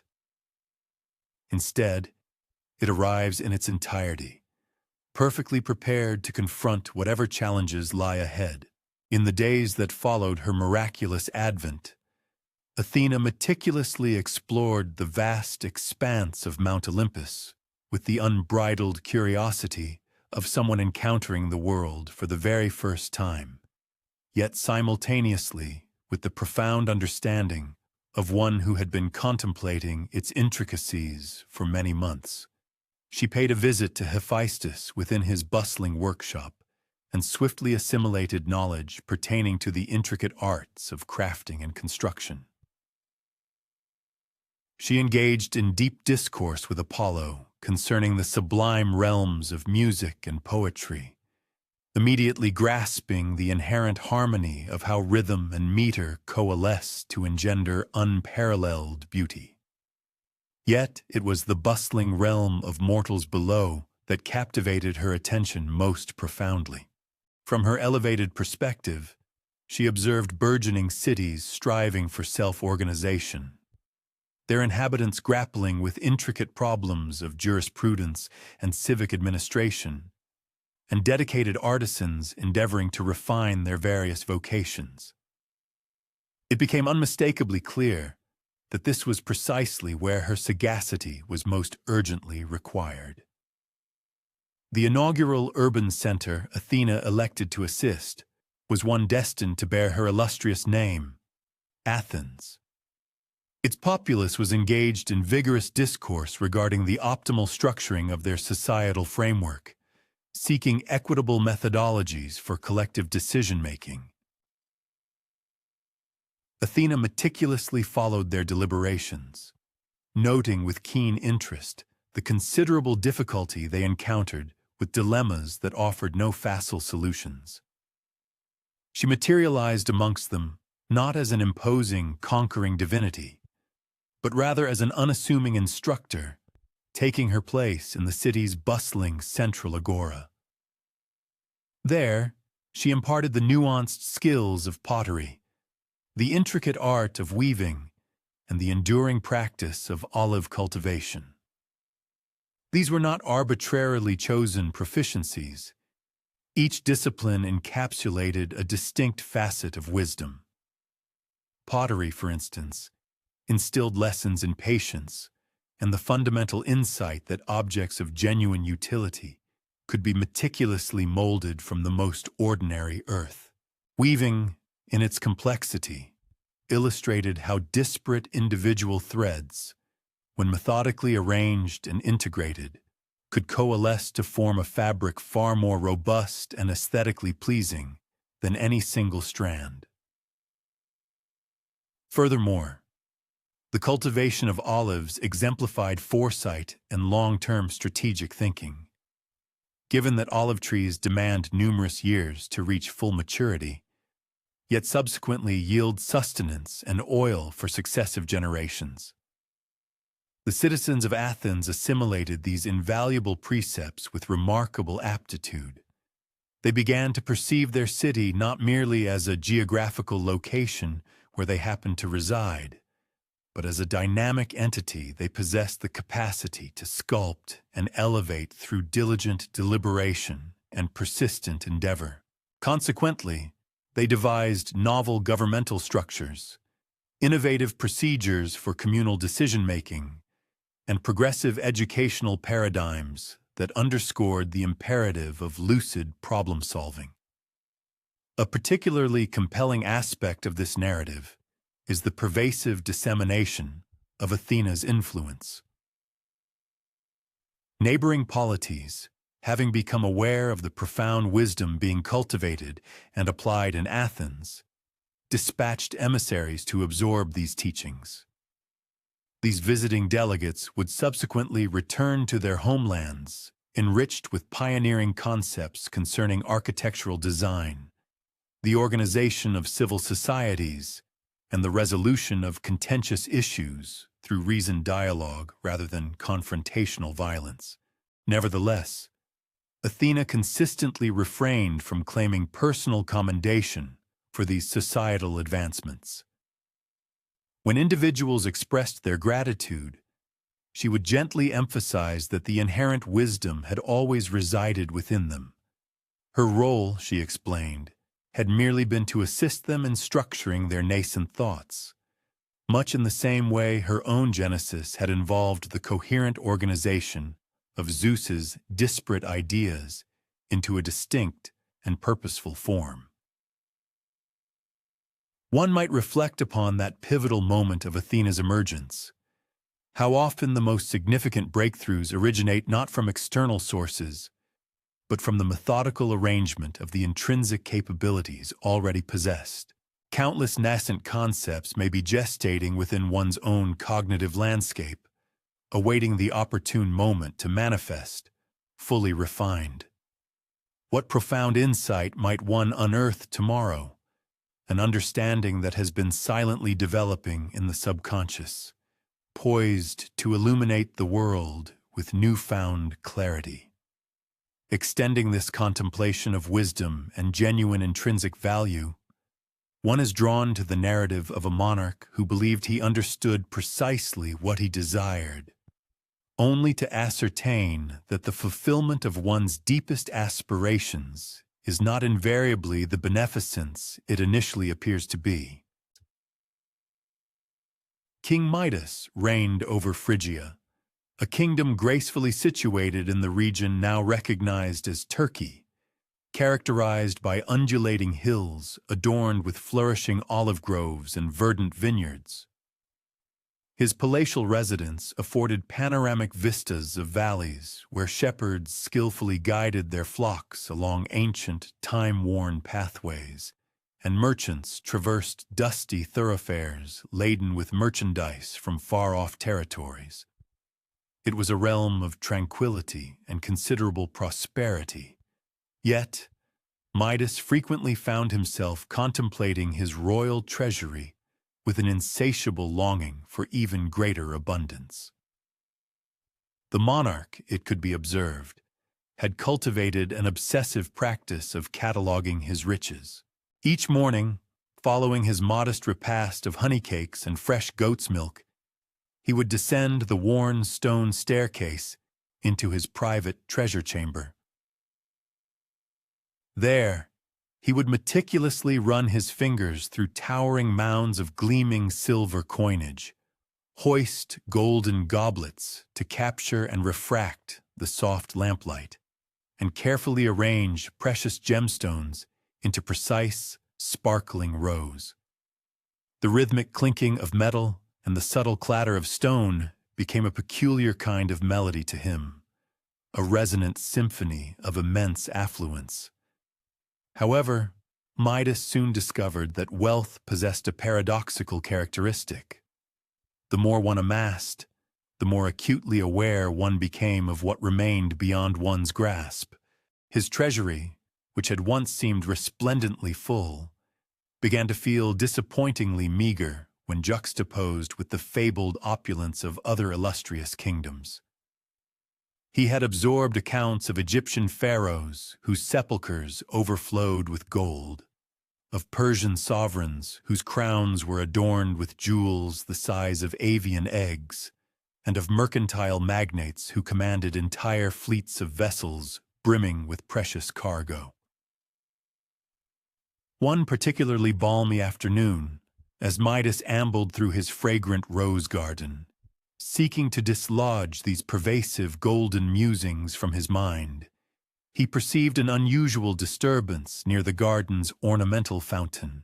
His vigilant guards had discovered an individual slumbering amidst the rose bushes, an elderly man whose hair was entwined with leaves and whose simple tunic bore the telltale stains of wine. This was Silenus, a satyr and a cherished companion to the revered god Dionysus. Silenus, having indulged in overly spirited revelry the preceding night, had inadvertently strayed from Dionysus's boisterous procession and ultimately succumbed to sleep within Midas's tranquil garden. While most monarchs might have expressed displeasure at the intrusion of a stranger into their private domains, Midas, in an uncharacteristic display, harbored a distinct curiosity regarding this extraordinary visitor. For a period of 10 days, Midas extended the utmost courtesy to Silenus, treating him as an esteemed guest. They shared their meals on the palace terrace, observing the sun's descent as it painted the distant mountain ranges in magnificent hues of gold and royal purple. Silenus recounted captivating anecdotes of his journeys with Dionysus, tales of exuberant festivals in distant metropolises, of vineyards yielding wines so exquisitely sweet they could move mortals to tears of joy, and of celebrations that endured from one new moon to the next. What most profoundly impressed Midas about these narratives was their consistent focus not on the accumulation of material possessions, but on the profound experience of transient moments. Silenus spoke of perfect evenings where harmonious music and unrestrained laughter seemed to elevate individuals above their mundane concerns, of humble meals rendered magical through the camaraderie of shared friendship, and of dances that persisted until the break of dawn because no one wished for the joyous occasion to conclude. When Dionysus eventually arrived to reclaim his companion, he was so thoroughly gratified by Midas's exceptional hospitality that he magnanimously offered the king any recompense he desired. "Anything at all," Dionysus declared, his eyes glinting with that peculiar brand of mischief that deities occasionally exhibit when they surmise mortals are on the verge of making intriguing misjudgments. Without the slightest hesitation, Midas articulated his fervent wish: "Grant me that everything I touch transforms into gold." Dionysus subtly arched an eyebrow, inquiring whether Midas was absolutely convinced this was his true desire. The king, brimming with enthusiasm, affirmed his certainty, already envisioning the substantial weight of countless golden coins, the brilliant gleam of countless golden statues, and the boundless, glittering wealth that would imminently become his. Dionysus bestowed the coveted wish with a gesture that appeared almost nonchalant, as if merely flicking away an bothersome insect. "It is done," he pronounced simply. Following this, he and Silenus departed, leaving Midas in solitary possession of his formidable new ability.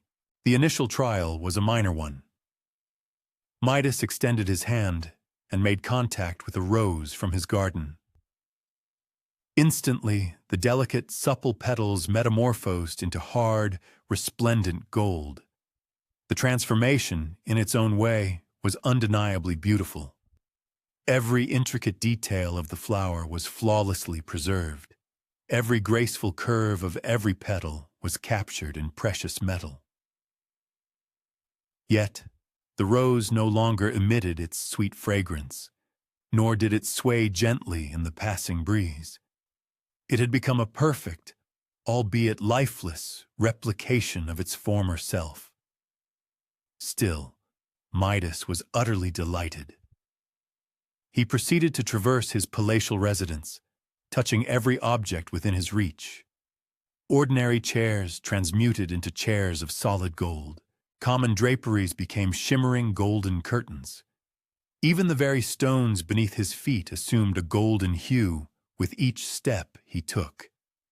By the approaching evening, his palace had been utterly transformed, appearing like something conjured from a fantastical dream. Everything gleamed, everything was precious, everything possessed a value exceeding that of entire kingdoms. The unforeseen complications, however, commenced at the dinner hour. Midas, utterly fatigued from his day of ceaseless golden transmutations, settled down to partake of his meal.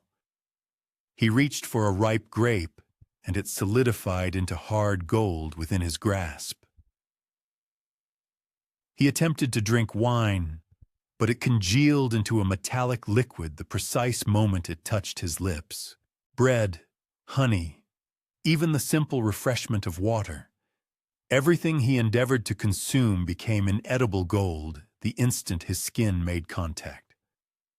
That inaugural night, Midas lay upon his golden bed, encompassed by golden pillows, his gaze fixed upon his golden ceiling, as his stomach painfully cramped with gnawing hunger.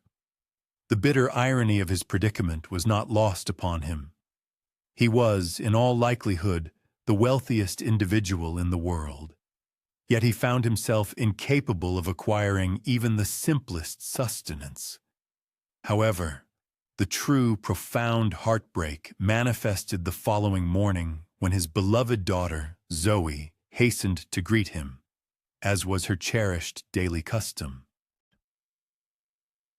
She was his absolute pride and profound joy, a vivacious 10-year-old who habitually filled the vast palace with her infectious laughter and an endless cascade of inquisitive questions about every marvel she encountered. Without a moment's thought, Midas extended his arms to embrace her, just as he always had. The transformation was instantaneous and utterly irreversible. One fleeting moment, Zoe was rushing towards him, her countenance radiant with the morning's innocent delight, and the very next, she had become a perfect golden statue, forever frozen in mid-stride. Her expression of happy anticipation was preserved with exquisite fidelity, but she could no longer utter a sound, no longer laugh, no longer pose the ceaseless inquiries that had, in truth, brought Midas more profound pleasure than any treasure ever could. Midas collapsed to his knees beside the immutable golden form of his daughter. Tears streamed uncontrollably down his face as he finally comprehended the immeasurable value of what he had so carelessly relinquished. All the gold in the world held absolutely no significance when weighed against the warmth of Zoe's small hand in his. Her sweet voice calling out, "Good morning, Papa," or her excited, incessant chatter about the birds she had observed from her window. The king spent 3 agonizing days seated beside his daughter's golden effigy, unable to partake of food, unable to achieve proper sleep, tormented by the hollow echoes of his own footsteps reverberating through halls that had become exquisitely beautiful, yet utterly lifeless. Every object upon which his gaze fell served as a painful reminder of his monumental loss. The golden roses would never again blossom. The golden fruit trees would never again offer their shade or yield their vital sustenance. His once vibrant golden palace had, in the cruelest twist of fate, transformed into a magnificent, glittering tomb. Finally, the beleaguered King Midas, at last, journeyed toward the fabled river. The very place Dionysus had designated as his sanctuary, should the monarch ever require his divine intervention. There, the deity of wine and revelry awaited, seemingly prescient of the king's impending arrival, as if this precise moment had been inscribed in the annals of fate. Dionysus evinced no astonishment at Midas's appearance, a figure rendered gaunt and utterly forlorn by his predicament. "My judgment was gravely flawed," Midas confessed with unadorned candor, his voice heavy with contrition. "I implore you, revoke this burdensome boon. I would infinitely prefer the destitution of the humblest commoner to the immense wealth of a sovereign who is barred from embracing his beloved daughter." "Go," Dionysus, observing the king's profound remorse, inclined his head, a gesture imbued with what could only be perceived as tender compassion. "Immerse yourself in the currents of the river Pactolus," he directed with calm authority. "Its sacred waters possess the power to expunge the golden touch. And furthermore, you shall be able to reverse the transformations you have wrought, merely by sprinkling its liquid essence upon the affected objects." Without a moment's hesitation, Midas sprinted towards the flowing stream, and in his desperate urgency, plunged into its depths fully clad. The profound alleviation that washed over him as the formidable power receded from his being defied all verbal articulation, a liberation so immense it transcended mere words. He meticulously filled an array of vessels with the potent river water, and then hastened back to his grand palace, meticulously sprinkling the life-giving liquid upon every object he had inadvertently transmuted. He reserved his precious daughter, Zoe, for the final act, his heart trembling with a fragile hope he scarcely dared to acknowledge. Yet, the instant the miraculous water made contact with Zoe's inert, gilded form, a vibrant cascade of color and vital warmth surged back into her, akin to the glorious spectacle of dawn illuminating a dormant valley. Her inaugural breath, her tentative first blink, her initial bewildered inquiry regarding the peculiar stiffness she felt. These simple human utterances resonated in Midas's ears as sounds infinitely more cherished and invaluable than any melody or symphony ever composed throughout the entirety of existence. Later that very evening, as father and daughter partook of a humble repast, consisting merely of rustic bread and succulent olives, Zoe, observing her father with an innocent gaze, inquired why he appeared so profoundly altered, so remarkably more attuned to each syllable she uttered. Chin. Midas, with newfound wisdom etched upon his countenance, recounted to her the profound truth regarding desires and their often unforeseen repercussions, elucidating the vast chasm between what one superficially believes they covet and that which genuinely bestows authentic delight upon the human spirit. From that pivotal day onward, King Midas's royal coffers, once overflowing with insatiable ambition, maintained a decidedly restrained and modest accumulation.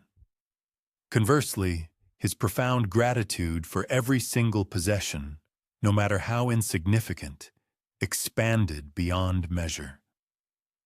He now keenly observed the delicate dance of morning light as it graced Zoe's countenance during their breakfast.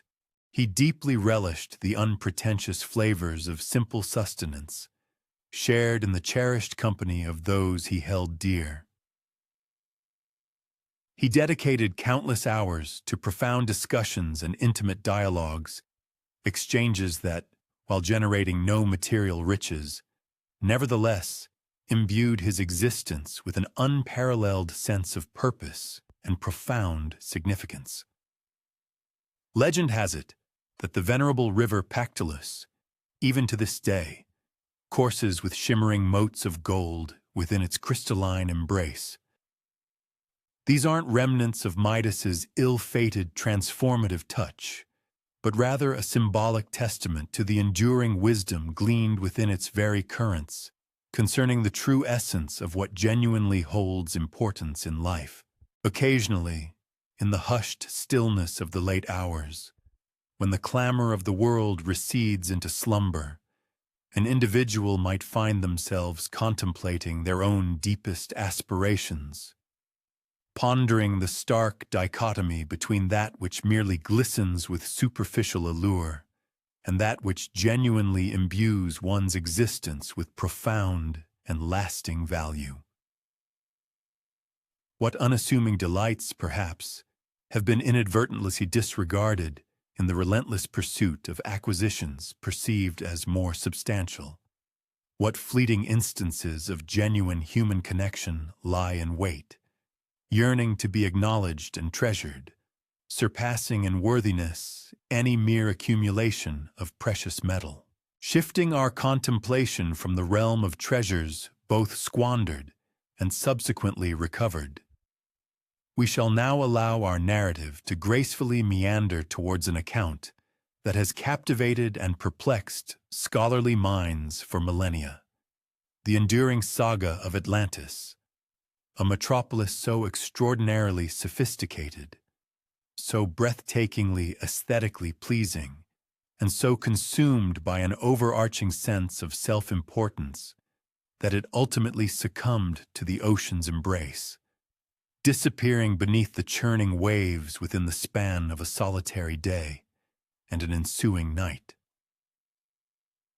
One might, in their mind's eye, conjure the image of an insular dominion situated far beyond the famed Pillars of Hercules, a geographical landmark now recognized as the Strait of Gibraltar. This was assuredly no commonplace island, but rather a prodigious locale where the pinnacle of human inventiveness had given rise to marvels that bordered on the truly enchanting. The urban expanse of Atlantis was meticulously constructed in a series of flawless concentric rings, each distinct circular segment meticulously delineated by shimmering canals that gleamed with the brilliance of precious gemstones beneath the radiant Mediterranean sun. The inhabitants of Atlantis, the Atlanteans, claimed direct lineage from Poseidon himself, the formidable deity sovereign over the tumultuous seas. Their venerable progenitor, Atlas, had been entrusted with the supreme authority over this idyllic insular haven, and his progeny had, in turn, inherited both his profound sagacity and an intrinsic bond with the vast oceanic expanse that encompassed their realm. For countless generations, these people coexisted in an exemplary state of equilibrium with the marine environment. Their magnificent vessels traversed far-flung territories, not as instruments of subjugation or conquest, but rather as emissaries of commerce and enlightened instruction. The true distinction of Atlantis did not solely reside in its prodigious affluence, although the city undeniably harbored treasures of an opulence that defied the wildest flights of fancy. The genuine marvel lay in the sophisticated architecture of the Atlantean social order. They had meticulously engineered governmental frameworks that exquisitely calibrated the autonomy of the individual with the collective obligations towards the wider community. Their esteemed academies of learning imparted not merely vocational proficiencies, but also diligently cultivated the disciplines of philosophical inquiry and moral rectitude. Furthermore, their bustling marketplaces functioned according to unwavering tenets of equity, thereby guaranteeing universal access to essential provisions for every citizen. The architectural grandeur of Atlantis served as a profound physical manifestation of this pervasive societal harmony. The innermost of the concentric circles encompassed the resplendent royal palace and the sacred temples, structures meticulously fashioned from distinct white, black, and red varieties of stone, all expertly extracted from the very quarries of the island itself. These edifices transcended mere utilitarian function. They were conceived with the express purpose of evoking profound awe and inspiration in all who beheld them, their meticulously balanced proportions instilling an overwhelming sensation of tranquility and profound admiration. The intermediate rings were dedicated to verdant botanical gardens and comprehensive gymnasiums, designated spaces where the citizenry could diligently cultivate both their physical prowess and their intellectual faculties. The outermost ring, in contrast, accommodated the bustling workshops and expansive harbors, the vibrant epicenters where the pragmatic endeavors of the city were diligently conducted. Yet, arguably, the most breathtaking accomplishments of the Atlanteans resided within their unparalleled feats of engineering. These ingenious people had devised an intricate network of sophisticated bridges and subterranean tunnels, meticulously designed to interconnect all the concentric urban rings, thereby facilitating the seamless and highly efficient transit of both individuals and commodities throughout the sprawling metropolis. Furthermore, they had pioneered advanced methodologies for environmental regulation, implementing systems of climate control that ensured their magnificent structures remained perpetually pleasant and temperate, irrespective of the season. Their expansive harbors possessed the remarkable capacity to host maritime vessels originating from every corner of the then comprehended globe, boasting an array of ingenious mechanical contrivances that rendered the processes of cargo embarkation and disembarkation both exceptionally rapid and unequivocally secure. For a span of many centuries, this meticulously constructed societal framework operated with an exemplary efficacy and grace. Atlantean voyagers, intrepid and intellectually curious, routinely returned from their expeditions to far-flung territories, laden with invaluable insights, profound mathematical precepts acquired from the venerable civilization of Babylon, meticulous astronomical observations gleaned from the ancient land of Egypt, and nascent philosophical doctrines emerging from the nascent Greek city-states.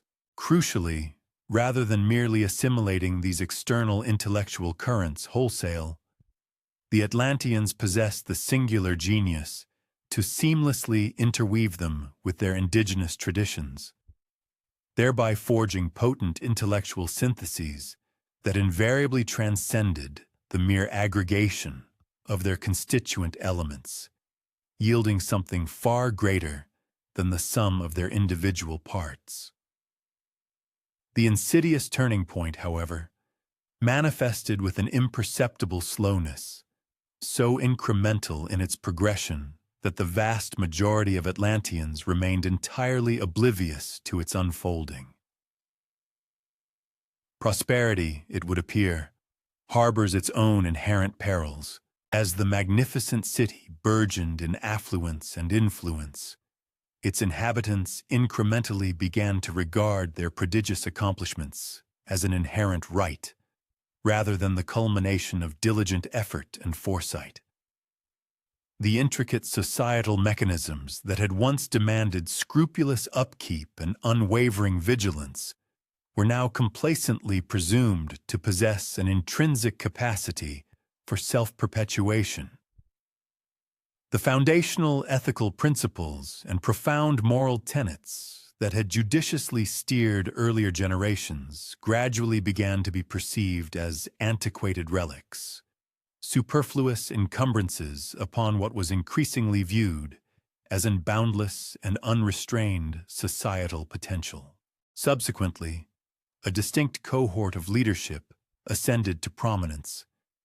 Individuals who had matured amidst the established splendors of Atlantis, entirely unburdened by the arduous endeavors required to bring them into being.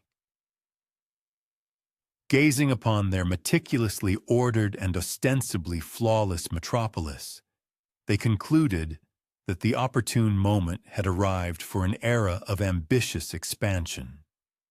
It was, in their estimation, time to disseminate Atlantis's purportedly superior methodologies across the global stage, irrespective of whether other nations expressed any desire for such an imposition. These burgeoning leaders commenced expounding upon Atlantis's predestined role, articulating its perceived obligation to shepherd what they deemed as less developed civilizations. Concomitantly, they embarked upon the development of military armaments and strategic technologies that rivaled the sophistication of their earlier, more benevolent innovations. Their once celebrated maritime vessels, formerly greeted in distant harbors as welcome purveyors of commerce and enlightenment, now commenced their arrivals as ominous heralds of subjugation and territorial acquisition. The profound alteration in Atlantis's trajectory became conspicuously manifest even within the mundane cadences of the city's quotidian existence. The vibrant public forums, once hallowed grounds where citizens convened to engage in robust deliberation and articulate governmental policies, gradually devolved into mere venues where official decrees were unilaterally promulgated. The esteemed educational institutions, once bastions of holistic development, began to prioritize specialized technical instruction at the expense of profound ethical contemplation. Similarly, the bustling workshops, formerly dedicated to crafting exquisite articles of aesthetic appeal and practical utility, now pivoted their focus towards the manufacture of formidable weaponry and instruments of societal regulation.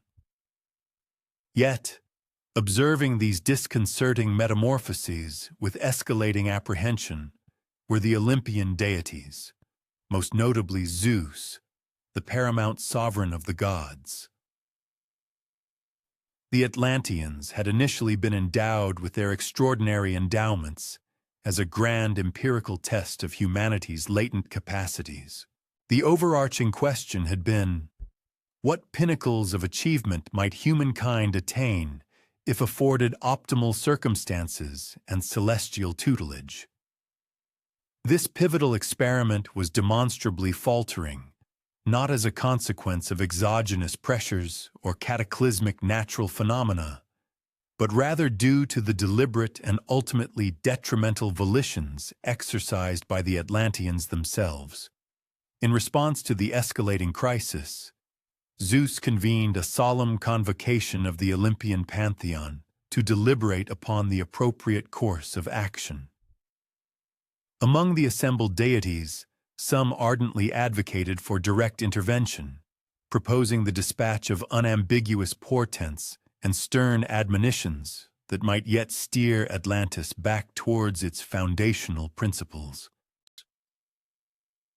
Others posited that the grand experiment should be permitted to run its full course, arguing that even a catastrophic failure could impart invaluable lessons to future generations. However, after profound consideration, Zeus rendered his definitive judgment. Atlantis, in its burgeoning hubris and militaristic aspirations, had transmuted into a formidable menace, not merely to the sovereign integrity of other civilizations, but to the very delicate equilibrium of the entire terrestrial sphere. The cataclysmic denouement arrived with startling alacrity. Within the relentless span of a solitary day and an ensuing night, marked by devastating seismic tremors and inundating deluges, Atlantis irrevocably plunged beneath the ocean's surface. The meticulously engineered canals, once elegant conduits for internal transit, tragically transformed into voracious pathways through which the sea surged with unchecked fury. The city's magnificent architectural masterpieces, expressly designed to endure for eternity, catastrophically disintegrated under the relentless assault of telluric forces that utterly surpassed the most sophisticated computations of their brilliant creators. The formidable fleet of ships, poised and prepared to propagate Atlantean hegemony across the known world, were rendered into mere fragments of wreckage, strewn indiscriminately across the desolate expanse of the ocean floor. However, what elevates the narrative of Atlantis beyond a mere chronicle of divine retribution is its profound resonance with the themes of collective memory and profound pedagogical insight. While the obliteration was absolute, the accumulated intellectual heritage was not entirely expunged. A number of Atlantean citizens had been engaged in voyages when the catastrophe violently erupted. Others, with prescient foresight, had migrated to remote colonial outposts many years prior. These fortunate survivors bore with them not solely their advanced technical acumen, but also the indelible recollection of their civilization's zenith of accomplishment, and crucially, the sagacious understanding of the underlying reasons for its cataclysmic downfall. These dispersed fragments of Atlantean sagacity subsequently exerted a pervasive influence upon the burgeoning development of other nascent cultures. The sophisticated mathematical insights, for instance, subtly permeated the intricate astronomical studies of Babylon. The elegant architectural tenets, in turn, became discernible in the monumental constructions of ancient Egypt. The profound philosophical concepts, moreover, significantly contributed to the efflorescence of Hellenic intellectual inquiry. Yet the survivors, having witnessed the tragic consequences of their ancestors' hubris, exercised meticulous discretion deliberately disseminating only the constructive facets of their formidable patrimony, whilst assiduously preserving the crucial admonitions concerning the perils of excessive pride and the corrupting potential inherent in the misuse of authority. This enduring legacy elucidates why Plato, centuries subsequent to the putative demise of Atlantis, penned his accounts of the fabled city, not in the capacity of a meticulous historian documenting empirical facts, but rather as a profound philosopher delving into the realm of abstract concepts. He masterfully employed the narrative as a conceptual framework to scrutinize fundamental inquiries that possessed as much pertinence to the citizens of ancient Athens as they do to contemporary society. One might ponder the ramifications when a civilization's technological prowess and material capacities overwhelmingly eclipse its moral sagacity. How does one assiduously uphold the foundational virtues that initially propelled a society to eminence, once the very state of success itself becomes an unremarked commonplace? What profound ethical obligations invariably accompany the wielding of power, be it exercised by an individual or a collective entity? While the tangible island of Atlantis may have indeed dissolved beneath the ocean's tumultuous embrace, its more profound symbolic significance persistently resurfaces in manifold new guises.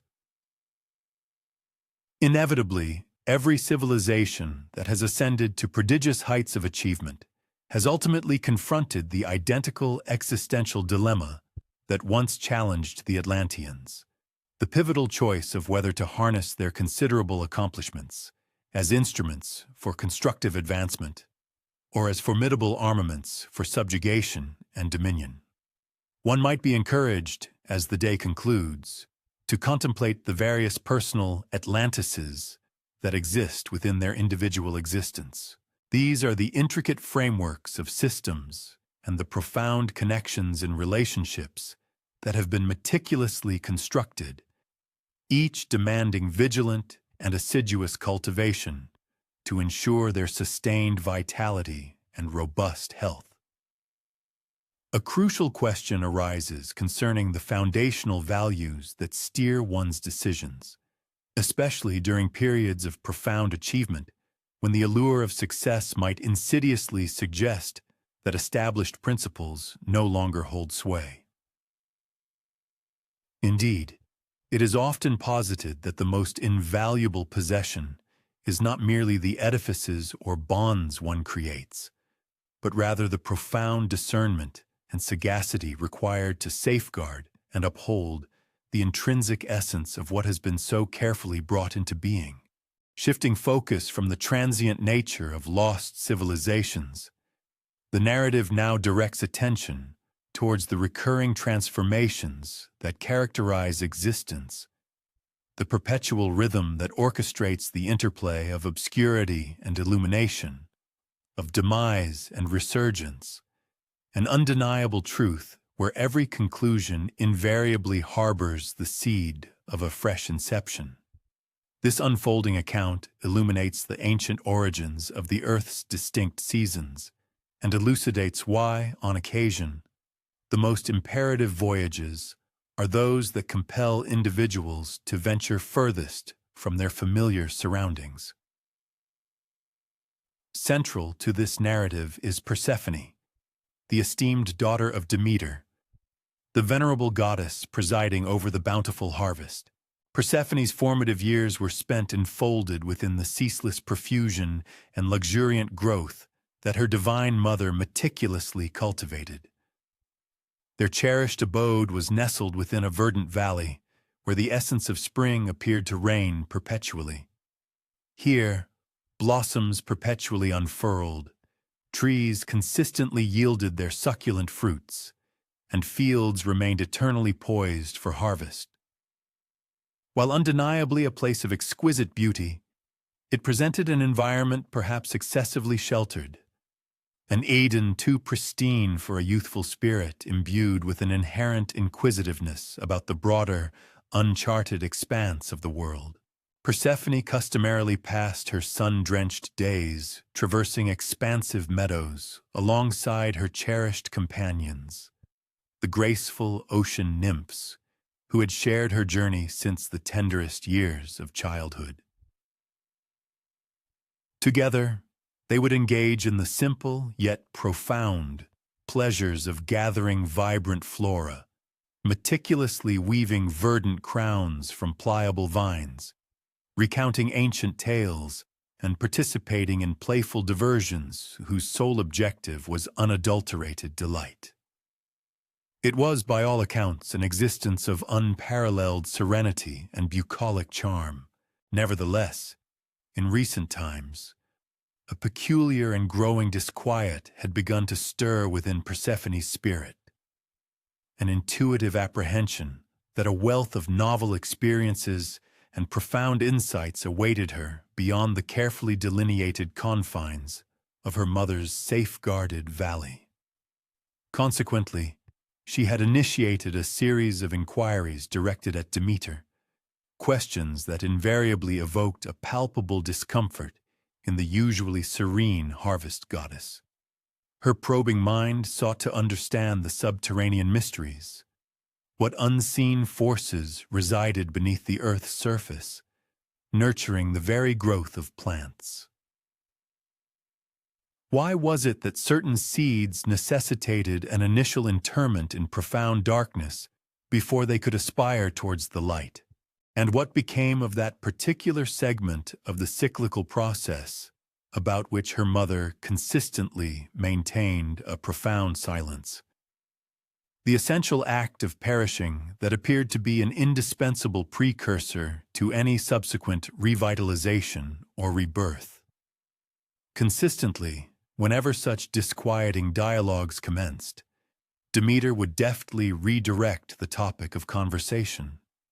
She had, with immense dedication and unwavering effort, meticulously fashioned a domain expressly designed to shield her beloved daughter from ever having to confront the harsh realities of sorrow or adversity. The mere notion that Persephone might harbor an inquisitive inclination towards these more somber dimensions of existence caused her profound distress and perturbation. In response, Demeter intensified her already considerable protective oversight, ensuring that her daughter's waking hours were thoroughly occupied with an array of agreeable and diverting pursuits, specifically orchestrated to divert her attention away from such unsettling and introspective contemplations. Yet, from the shadowy expanses of his remote domain, Hades, the formidable lord of the underworld, had been observing Persephone with keen interest. He had discerned her inherently inquisitive disposition, her distinct disinclination to accept facile explanations, and her remarkable fortitude in articulating challenging inquiries. In stark contrast to her mother's apprehension, he perceived these very attributes not as sources of disquiet, but rather as profoundly commendable traits. To Hades, she represented a singular individual who possessed the potential to grasp the fundamental truth that darkness and light were not adversarial forces, but rather indispensable collaborators in the magnificent, intricate ballet of cosmic existence. The pivotal day that irrevocably altered the course of events commenced with an unassuming familiarity, mirroring countless days before it. Persephone was engaged in her customary pastime of collecting blossoms, accompanied by her loyal friends, within a meadow that, on that particular morning, exuded an exceptional allure. The verdant turf yielded softly beneath their light footsteps, while the atmosphere, warm and imbued with the sweet fragrance of burgeoning narcissus, enveloped them gently. Persephone's attention, however, was singularly captivated by a specific flower, a narcissus of such striking vibrancy that it outshone its counterparts, its iridescent petals capturing and refracting the sunlight in a manner almost mesmerizing. As she inclined herself to pluck this remarkable bloom, the very ground beneath her feet dramatically sundered. Yet, instead of plummeting into an abyss, she experienced a sensation of being tenderly elevated by unseen forces, conveyed downwards through successive strata of rich soil and ancient stone, into subterranean grottos that shimmered with an array of dazzling gemstones and lustrous precious metals. This descent, while undeniably instilling a sense of apprehension, was simultaneously imbued with an overwhelming sense of awe and marvel. She was, in essence, witnessing segments of the world that no mortal being had ever before had the privilege to behold. Upon her arrival in the underworld, she found herself received not as a captive, but rather as an esteemed visitor within a palatial abode far surpassing anything her imagination could have conceived. The expansive halls of this subterranean dwelling were meticulously sculpted from obsidian marble, intricately laced with shimmering silver veins, and illuminated by ethereal flames that remarkably cast no shadows, emanating a gentle warmth devoid of any accompanying smoke. Here, too, verdant gardens flourished, yet they bore no resemblance to those found in the sunlit upper world. These were realms where flora unfurled their beauty in perpetual twilight, where trees bore wondrous fruits of gleaming silver and pure gold, and where blossoms, instead of emitting a delicate fragrance, resonated with soft, melodious refrains. Hades extended a greeting to her, marked by formal deference and profound courtesy, elucidating that her presence in his realm was not motivated by self-interest, but stemmed from his conviction that she possessed the unique capacity to genuinely comprehend both fundamental worlds, the vibrant sphere of proliferation and bountifulness above, and the profound domain of repose and metamorphosis below. He then proposed to unveil for her the intricate operations of his dominion, the sophisticated mechanisms that underpinned the very possibility of rejuvenation in the upper world. The revelations Persephone encountered profoundly challenged every preconception she had ever held regarding mortality and finality. The underworld, far from being a punitive abyss, revealed itself as an immense, intricate system of regeneration, where spiritual essences found respite and underwent revitalization between successive incarnations. She meticulously observed the profound process through which the vital energy of lives brought to their conclusion was transmuted into the nascent potential for emergent growth. Through this immersive education, she gained an invaluable understanding of the meticulous equilibrium essential for the continued viability and enduring sustainability of life upon the surface of the earth. Concurrently, in the sunlit world above, Demeter had become acutely aware of her daughter's inexplicable disappearance and was consumed by an overwhelming torrent of anguish and incandescent fury. In her profound distress, she completely relinquished her sacred responsibilities as the revered goddess of the harvest, embarking on a desolate, ceaseless quest across the entire earth in desperate search of Persephone. Deprived of Demeter's nurturing vigilance and divine intervention, agricultural yields began a precipitous decline. Fruit-bearing trees ceased their natural bounty. Even the once vibrant grasses started to shrivel and perish. The perpetual springtime that had been the hallmark of Demeter's domain yielded to an unprecedented phenomenon, a desolate cold, an era of widespread scarcity and profound anticipation, hitherto unknown to the world. Mortal beings commenced to endure immense suffering as sustenance grew increasingly scarce, and the very ground itself appeared to retract its life-sustaining embrace. They fervently implored the divine powers for succor, yet Demeter remained impervious to their fervent entreaties.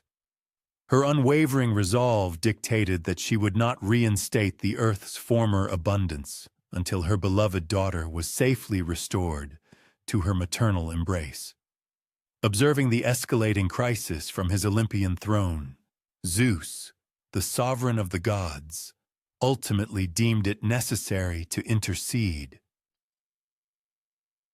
He dispatched Hermes, the swift-footed herald of the deities, to engage in delicate negotiations with Hades concerning Persephone's repatriation.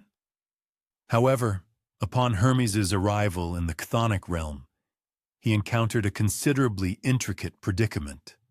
Persephone had, in fact, partaken of the sustenance of the underworld, not due to any deception or coercion, but as a deliberate act of will, choosing to sample a modest quantity of seeds from a pomegranate, thereby consciously embracing the inherent implications of such an action.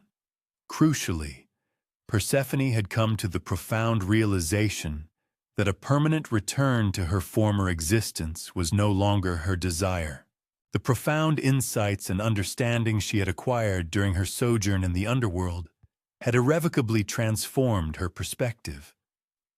She now comprehended the underlying reasons for the restlessness that had previously stirred within her in her mother's carefully shielded valley. She had, in essence, been intuitively sensing the inherent incompleteness of experiencing merely one facet of existence's vast, overarching cycle. The intricate resolution that ultimately emerged from these delicate negotiations managed to appease all parties involved, albeit necessitating a degree of relinquishment from each.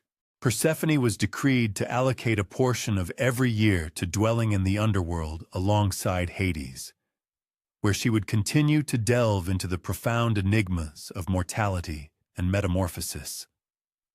For the remainder of the annual cycle, she would ascend to the upper world, carrying with her the invaluable sagacity and profound insights she had garnered during her subterranean sojourn. When Persephone eventually returned for her inaugural reunion with Demeter, both maternal figure and daughter bore the indelible marks of their separation, each irrevocably altered by the experience. Demeter had come to a poignant understanding that her fiercely protective affection, when extended to its absolute extremes, could paradoxically transmute into a form of confinement. Persephone, for her part, had acquired a breadth of knowledge that rendered her a more fully realized individual, a being who now encompassed a nuanced understanding of both felicity and lamentation, of vigorous expansion and serene repose, of both nascent beginnings and definitive conclusions. Their emotional reunion heralded the restoration of bountifulness to the parched earth. However, this re-emergent plenitude was distinct from its predecessor, exhibiting a more intricate, enduring, and pragmatically grounded character. The terrestrial sphere now began its enduring experience of distinct seasons. Eras of generous plenty were now interspersed with intervals of scarcity. Vigorous periods of flourishing growth were succeeded by essential phases of recuperative repose. So, this cyclical pattern was not perceived as a punitive measure or an inherent deprivation, but rather as a more sophisticated and evolved comprehension of how natural rhythms inherently function. During the months when Persephone resided in the terrestrial realm, the earth burst forth with the vibrant exuberance of spring and flourished luxuriantly throughout the warmth of summer. Conversely, During her sojourn in the subterranean world, autumn ushered in its period of harvest, and winter brought forth its necessary period of dormancy and rest. Agriculturalists, in turn, adapted their practices, learning to collaborate harmoniously with these established rhythms instead of striving against them, diligently accumulating the abundant yields from the growing season to sustain themselves and their communities through the barren, fallow intervals.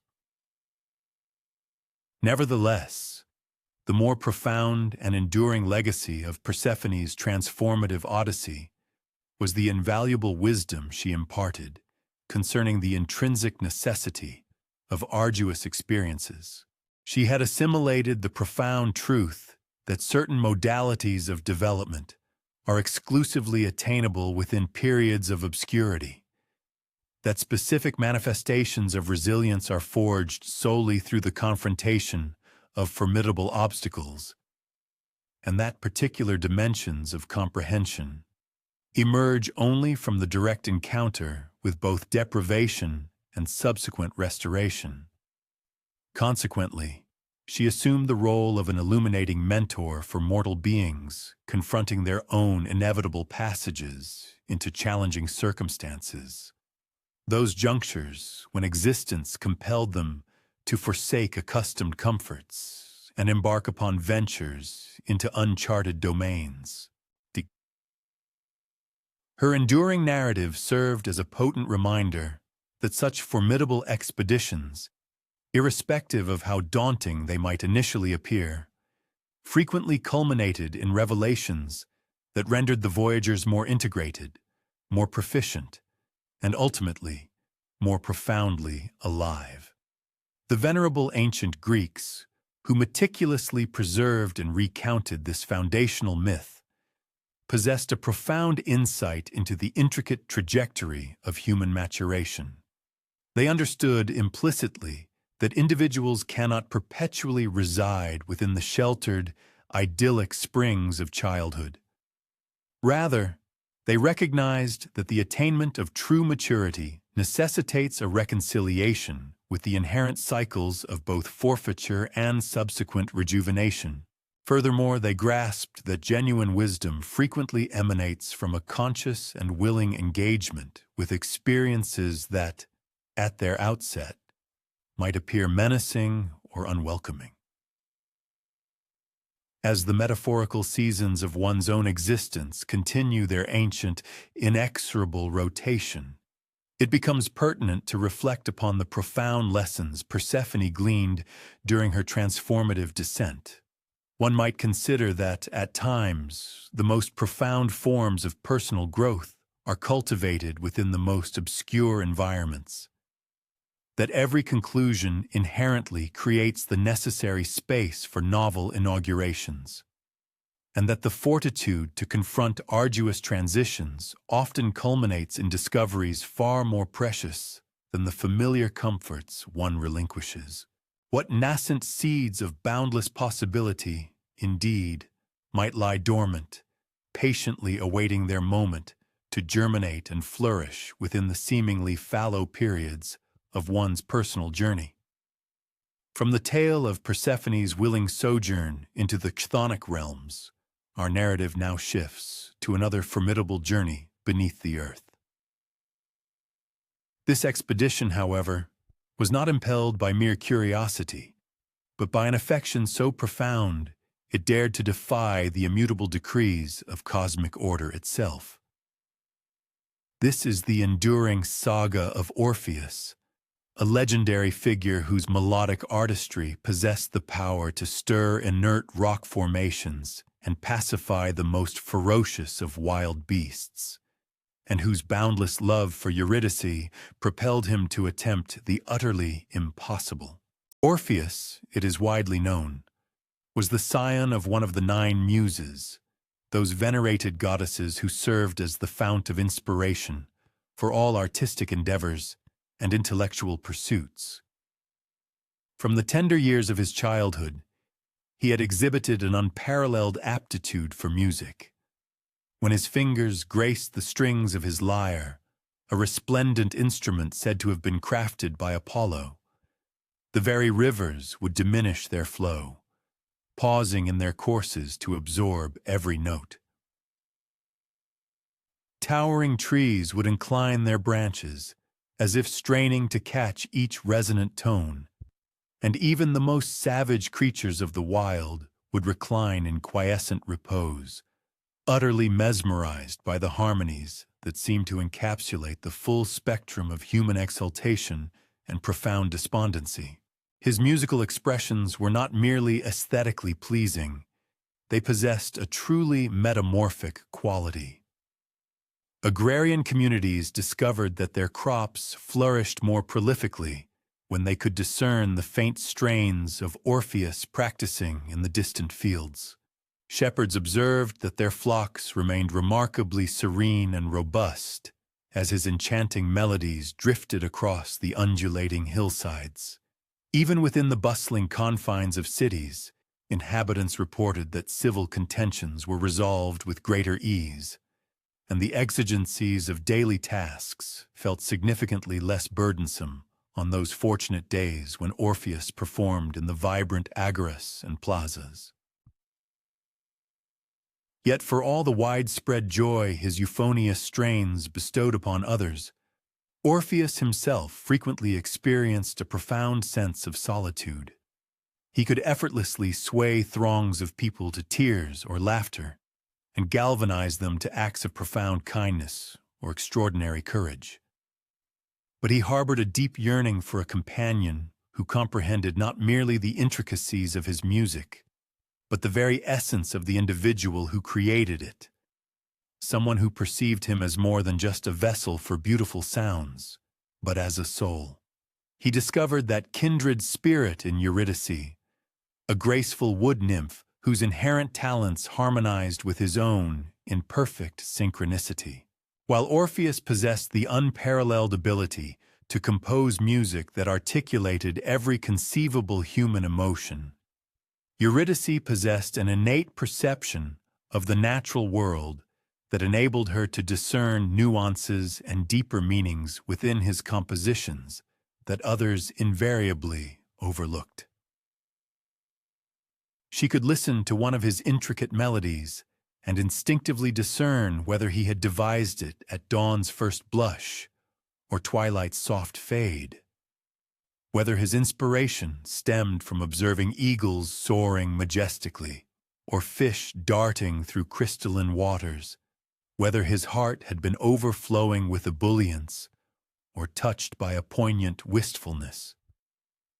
Their period of blossoming affection unfolded like a long, tender song. They would often stroll hand in hand through verdant forests, where Orpheus would play softly and tenderly, while Eurydice, with her keen observations, would point out the various ways different creatures reacted to distinct musical phrases. She imparted to him the art of interlacing natural sounds, the melodious calls of birds, the rustling whisper of wind through leaves, the gentle murmur of water over stones, into his intricate compositions. In turn, he demonstrated to her how the vast tapestry of human emotions could be expressed through rhythm and melody in ways that mere words could never truly articulate. Their matrimonial union was commemorated with grandeur by both the Olympian deities and mortal beings. Apollo, the god of music himself, graciously furnished the score for the ceremony, though he humbly admitted that his own playing seemed somewhat unadorned when contrasted with the profound artistry his student had achieved. The 9 muses graced the occasion, each imparting her unique artistic essence to render the celebration utterly perfect. Hymen, the revered god of marriage, sanctified their bond with fervent benedictions for enduring bliss and collaborative inspiration. For a fleeting period, their life together embodied everything they had ever envisioned.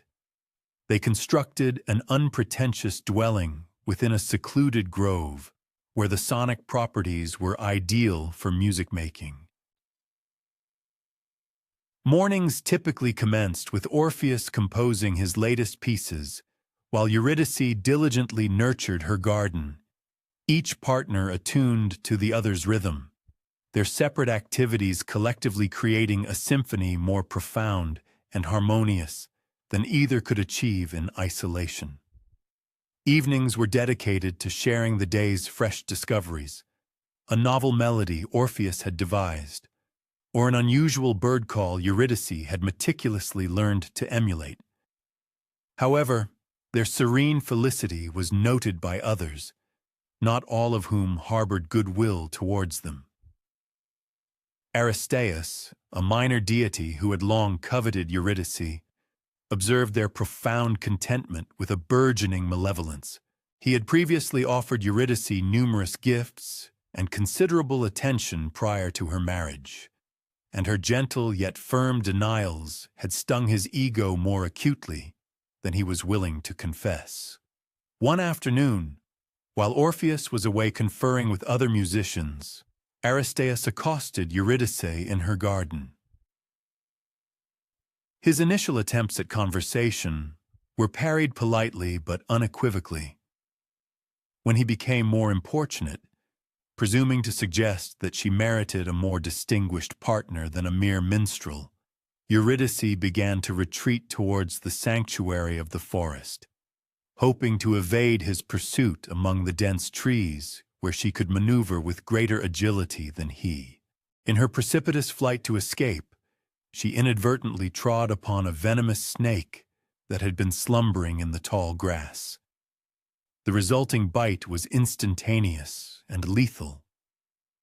By the time Orpheus reappeared to discover her lifeless form, she had already commenced her passage to the underworld, leaving behind only the ebbing vitality of a body that no longer enshrined the spirit he so deeply loved. Orpheus's anguish was unprecedented, unlike anything the world had ever witnessed. His soul-shattering lamentations were so profoundly heartbreaking that they disrupted the cosmic equilibrium of the natural order itself. Trees prematurely divested themselves of their foliage, shedding leaves out of season. Rivers swelled their courses in mournful torrents, as if weeping inconsolably. Wild animals emerged from their secluded hiding places, no longer captivated by the allure of his music as before, but compelled by an abyssal despair so profound it seemed to resonate with every creature that had ever experienced the pangs of loss. For several days, Orpheus remained inertly seated beside Eurydice's grave, playing melodies that eloquently articulated his torment. But slowly, a nascent concept began to take root in his mind. His music had consistently demonstrated the capacity to accomplish the inconceivable. Why then should the ultimate barrier of death be any different from any other formidable impediment? If his lyrical strains could stir inert rock and pacify tempestuous gales, perhaps they could also sway the divine will of the chthonic deities who presided over the underworld. In defiance of all counsel from those who knew him, Orpheus resolved to undertake a perilous journey into the dominion of Hades and implore the restoration of Eurydice. He sought passage to one of the concealed portals to the underworld, a grotto so abyssal and tenebrous that no living soul had ever resurfaced from its depths. Yet Orpheus ventured forth, armed solely with his lyre, relying implicitly on the safeguarding power of his melodies, where conventional weapons and armor would prove utterly ineffectual. The arduous journey through the underworld unfolded like a passage through a landscape of petrified grief. He traversed subterranean grottos where the very walls constantly exuded sorrowful moisture, crossed rivers that coursed with the lacrimal effluent of those who eternally mourned, and navigated valleys where the pervasive mist was formed from the vaporous exhalations of ultimate breaths. But everywhere he went, his music heralded his approach. And the denizens of this chthonic domain, beings habituated to perpetual desolation, found themselves experiencing a long-lost sensation, optimism. Even Cerberus, the monstrous three-headed hound who vigilantly guarded the gates of Hades, was profoundly swayed by Orpheus's mournful strains. Instead of assailing the living trespasser, the great beast inclined his tripartite cranium and allowed his eyes to close. Lulled into tranquil slumber by melodies that spoke of an affection so potent it surpassed the demarcation between life and death. When Orpheus finally reached the regal chamber of Hades and Persephone, his music had already announced his presence. The formidable rulers of the underworld sat poised in expectation, knowing that they were about to hear an unparalleled supplication unlike any that had ever been made within their dominion. Orpheus unfurled through sound the complete narrative of his love for Eurydice, their initial meeting, their blossoming courtship, their brief period of shared happiness, and his catastrophic bereavement. But more than merely recounting a story, he played the very quintessence of affection in sonic form. Melodies that evoked within even these celestial entities memories of bonds they held dear, of bereavements they had endured, and of the profoundest significance that caring for another bestows upon existence. Persephone, who possessed a unique empathy for the anguish of severance from those one loves, shed unconstrained tears as she listened. Hades, typically impervious to the entreaties of mortals, found himself recalling his own profound yearning during the months when Persephone resided in the terrestrial sphere. For the singular instance in the annals of their dominion, the rulers of the dead consented to the liberation of a spirit back to life. However, their boon was encumbered by specific stipulations. Eurydice could indeed return with Orpheus to the upper world, but during their journey out of the underworld, he must refrain from casting his gaze upon her. He must rely upon her unseen presence trailing behind him. He must exercise conviction in the unverified. He must demonstrably prove the resilience of his affection, acting on belief rather than demanding ceaseless validation. The return journey commenced with exultation. Orpheus could distinctly perceive Eurydice's gentle tread behind him. He could discern her proximity with the same intuitive certainty he had always possessed when she was near. They followed the inverse trajectory through the subterranean grottos and abyssal depressions of the underworld, progressing unfalteringly towards the luminescence that marked the threshold between the realm of the dead and the land of the living. But as they ascended the final passage towards the surface, skepticism started to infiltrate Orpheus's mind. The footsteps behind him seemed to diminish in audibility. The sense of Eurydice's presence felt more tenuous.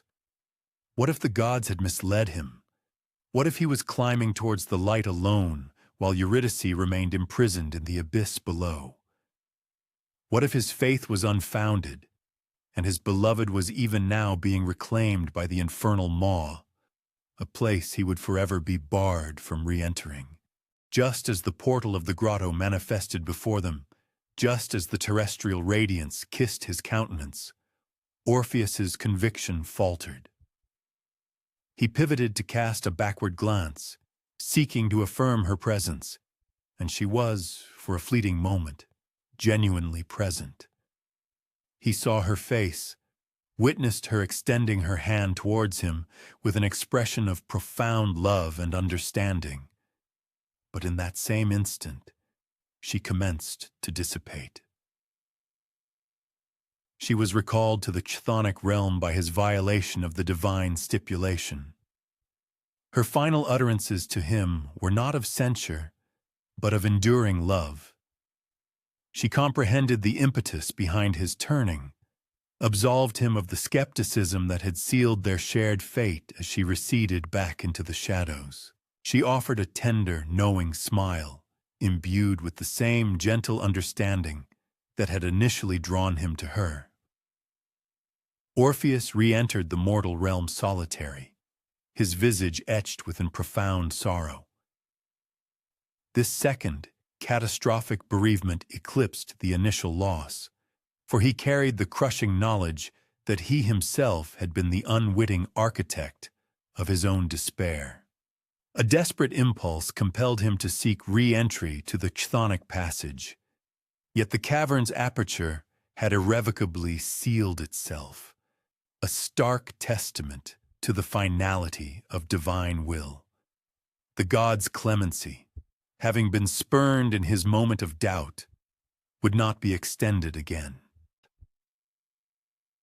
For the remainder of his earthly existence, he became an itinerant minstrel, his lyre now articulating a profound melancholy and enlightened insight that rendered his compositions even more resoundingly potent than in his earlier, happier days. Individuals from far-flung territories embarked on pilgrimages to hear his melodies, drawn not by the promise of elation or simple amusement, but because his soulful strains offered solace and a deep comprehension of their own personal bereavements. Their internal battles with conviction and skepticism, and their experiences of cherishing with such intensity that the specter of ultimate loss became almost insufferable. The timeless narrative of Orpheus and Eurydice has been recounted through countless generations, enduring for thousands of years precisely because it resonates with an intrinsic, universal human truth. Humanity universally encounters junctures where individuals must proceed with conviction rather than absolute assurance. It is in these profound instances that affection demands an act of unwavering belief, requiring one to trust in that which eludes empirical observation or concrete verification. The allure of retrospective validation, the powerful temptation to glance backward, to crave tangible affirmation when called upon to have faith, is a struggle known to all. The contemplative mind might ponder, as it approaches the threshold of slumber, what subtle insights this ancient saga might impart regarding the fundamental dynamics of reliance and skepticism.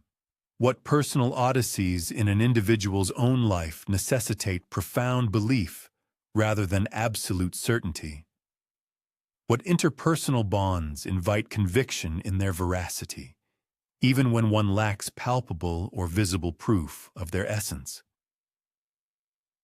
Perhaps the most profound symphony of human endeavor, the greatest music humanity creates, transcends mere instrumental composition.